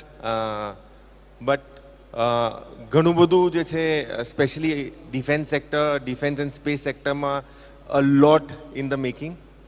ઘણું બધું possibility of going forward integration, lot of different technologies upgrading very fast, and also need of the hour, and also geopolitical reasons India needs to always scale up. So there is no saturation. In fact, this is just the start. નીરજભાઈ, હવે વિદેશી ધરતી પર તમે છો, develop ચોક્કસ કરી રહ્યા છો. સવાલ એ વાતનો છે કે ગુજરાતની સરકાર હોય, કેન્દ્ર સરકાર હોય, એ હંમેશા પ્રવાસી ભારતીયોને, પ્રવાસી ગુજરાતીઓને પ્રોત્સાહિત કરતી હોય છે. ત્યારે વિદેશની ધરતી પર આખું સામ્રાજ્ય ઊભું કરવું, ત્યાંની પોલિસી મેકર સાથે વાતચીત કરવી, કેટલો પડકાર હોય છે, અથવા કેટલો સપોર્ટ કેન્દ્ર તરફથી અથવા તો આપણી ધરતી તરફથી મળી રહ્યો છે? ઇન્ડિયાની આપણી સરકાર સ્ટેટ, હા, તો 2015માં હું અહીંયા વાઇબ્રન્ટ ગુજરાત સમિટમાં આવેલો હતો, અને ત્યાં મેં ગાંધીજીનું એક્ઝિબિશન જોયું હતું, મહાત્મા ઇન મી, ગાંધીનગરમાં. તો મારા એક્ઝિબિશનને ત્યાં ઓસ્ટ્રેલિયા લઈ જવું હતું, અને I spoke to Anandiben Patel, chief minister at that stage, અને ત્યાંથી કન્વર્સેશન થઈ. પછી હાઈ કમિશનમાં ત્યાં આપણે ઓસ્ટ્રેલિયામાં વાત થઈ, અને ત્યાંથી ઇન્ડિયન કાઉન્સિલેટમાં પર્થમાં વાત થઈ, અને પછી સેન્ટ્રલ દિલ્હીમાં ICCRમાં કનેક્શન મળ્યું, અને આર્ટવર્ક જે હતું એ કન્ટેનરમાં પેક કરીને આપણને ત્યાં ઓસ્ટ્રેલિયા મોકલાવ્યું.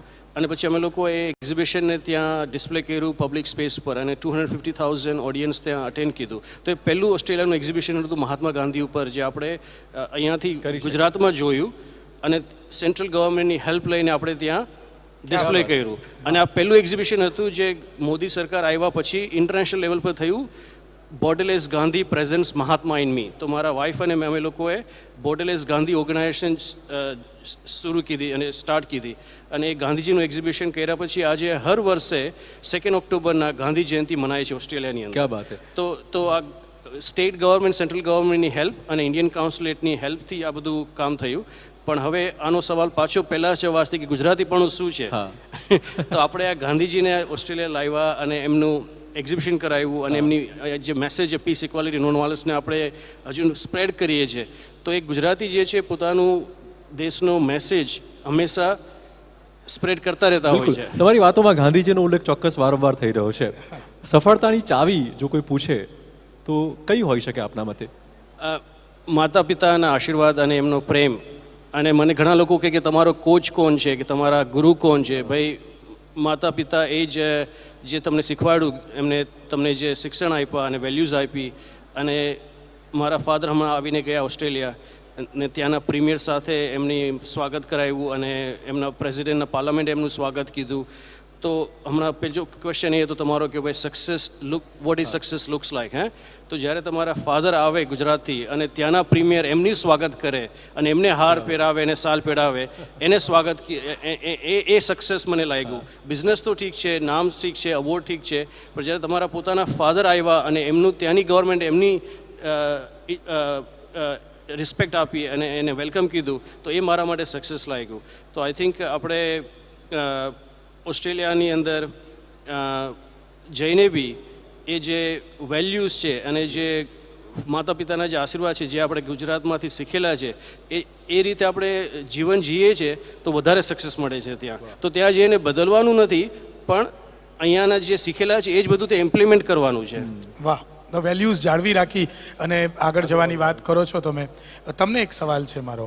એમને જેમ કહ્યું એમ કે માતા પિતાના આશીર્વાદ, ગાંધીજીના કોટ પર એમને કામ કર્યું, પણ તમને તમારી સક્સેસ માટે એક વાક્યમાં કંઈ ડિફાઇન કરવાનું કહીએ તો થોડા શબ્દો એ કયા હોઈ શકે? મેક ઇન ઇન્ડિયા, આત્મનિર્ભર ભારત. વાહ, મેક ઇન ઇન્ડિયા, આત્મનિર્ભર ભારત. આ નોટ સાથે આપણે અંત તરફ જઈએ. એક સવાલ પૂછીએ બંનેને. ભવિષ્યના પ્લાનિંગ વિશે થોડીક 2032માં આવું અહીંના આયોજિત પ્રવાસી પર્વ હોય એમાં તમે ક્યાં જોવો છો તમને? બંનેને સવાલ. શરૂઆત તમારાથી. શરૂઆત મુંજાલભાઈથી કરીએ. આપણે તો આપણું સેક્ટર ફર્સ્ટ. બિલકુલ. Dream of becoming export country in arms, defense man. Right now we are an import country, being a top exporter, drone hub for the world. Okay. At India, and India being one of the top manufacturing country for the world.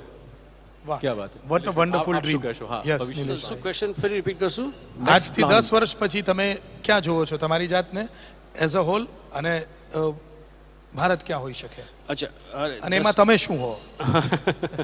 Well I think આપણે આ જે India જે મોદી સરકારમાં આગળ વધે છે અને attract કરે છે એનઆરઆઈને પાછળ, I think it's impossible to stay away. અને જે પ્રમાણે બધો પ્રેમ મળે છે, અહીંયા સપોર્ટ મળે છે અને ગુજરાતીઓનું જે વેલકમ થાય છે એનઆરઆઈનું 10 વર્ષમાં એ આપણું જે બિઝનેસ જે છે એ પાછા હોમકમિંગ, ટ્રુલી હોમકમિંગ એ છે કે ખાલી ફેસ્ટિવલમાં આવવું કે શોપિંગ કરીને જવું એ નથી. જ્યારે આવીને પાછા વધારે જોડાય અને B2B એક્ટિવિટીઝ થાય, કલ્ચરલ એક્ટિવિટીઝ થાય, તો આઈ થિંક આ બધું સ્ટાર્ટ થયું છે અને આના ઉપરથી ચાલતું રહેશે હજુ ઘણું. તો આઈ સી કે હું મોર એન્ડ મોર ઇન્વોલ્વ છું પાછું બેક હોમ ગુજરાતમાં. અને 10 વર્ષમાં આપણે અહીંયા ઘણું બધું સારું કરીએ છીએ, ઘણા લોકોને આપણે મદદ કરીએ છીએ. અહીંયાના જે યંગ લોકો છે એ જે ઓસ્ટ્રેલિયા આવે છે એ લોકોને આપણે હેલ્પ કરીએ છીએ, આપણા ગુજરાતીઓને. તો એ ચાલતું રહેશે કામ. બિલકુલ એ ચાલુ થઈ ગયું છે, પણ મને લાગે છે વધારે યંગ જનરેશન તરીકે પણ તમે ગુજરાતના યુવાધન માટે ચોક્કસ પ્રેરણા સમાન છો અને wish you best of luck four future also, કે તમારા જે સપનાઓ છે તે સાકાર થાય, ન માત્ર સાકાર થાય પરંતુ ગુજરાતના યુવાધનને પણ તમે એમાં ઇન્વોલ્વ કરો અને આપના જે વિકાસની જે ગતિ છે, વિકાસનું જે પથ છે એના પર અવિરત આપ ચાલા કરો. આ બંનેનો ખૂબ ખૂબ આભાર. Thank you so much for being with us. Thank you. Thank you. ધન્યવાદ. બંને અતિથિઓ આજના વક્તાઓ હતા, એમનો પણ આભાર માનીએ છીએ. અને મુંજાલ શાહ અને નિલેશ મકવાણા અને બંને સાથી મિત્રોએ જ્યાં વાત અટકાવી હતી, એટલે કે તમે જ્યાં વાતને વિરામ આપ્યો ત્યાંથી હું આગળ લઈ અને હવે આગળની વાત માંડું. વિરલ અને ચિરાગભાઈએ આપને પૂછ્યું હતું કે 5-10 વર્ષ પછી તમે ક્યાં હશો એમ.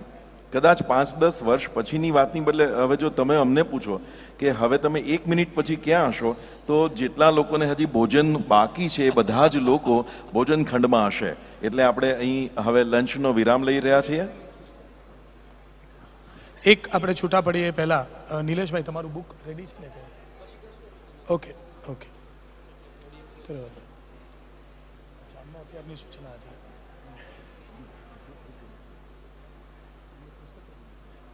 એમ કે છે પછી કરો, પછી પરફોર્મન્સ હશે. હા, રેડી છે બુક? ક્યાં છે? અહીંયા સુનિલભાઈને બોલાવી. સુનિલભાઈ નાયક. એક વચ્ચે કાર્યક્રમ ઉપક્રમ છે. હું સુનિલભાઈ નાયકને સાદર વિનંતી કરું મંચ પર આવવા માટે. નિલેશભાઈની લાગણી છે કે નિલેશભાઈ મકવાણાનું એક પુસ્તક છે અને એનું વિમોચન તેઓ આ તબક્કે આપના વરદ હસ્તે કરવા માંગે છે. પ્રેસિડેન્ટ શ્રી સુનિલભાઈ નાયક અને મંચ પરના જે અન્ય અતિથિઓ છે, બંને એન્કર છે, એમની ઉપસ્થિતિમાં શ્રી સુનિલભાઈના વરદ હસ્તે નિલેશ મકવાણા દ્વારા લિખિત આ પુસ્તકનું વિમોચન સંપન્ન થશે.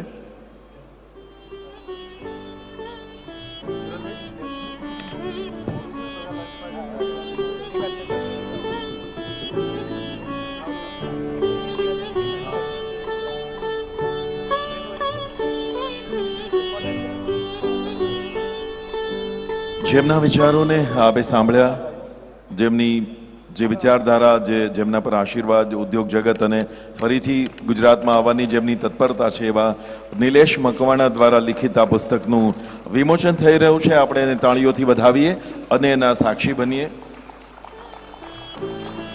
એક લેખક સર્જક નિલેશ મકવાણા દ્વારા લિખિત આ પુસ્તકનું વિમોચન આયનાના પ્રેસિડેન્ટ શ્રી સુનિલભાઈ નાયકના હસ્તે.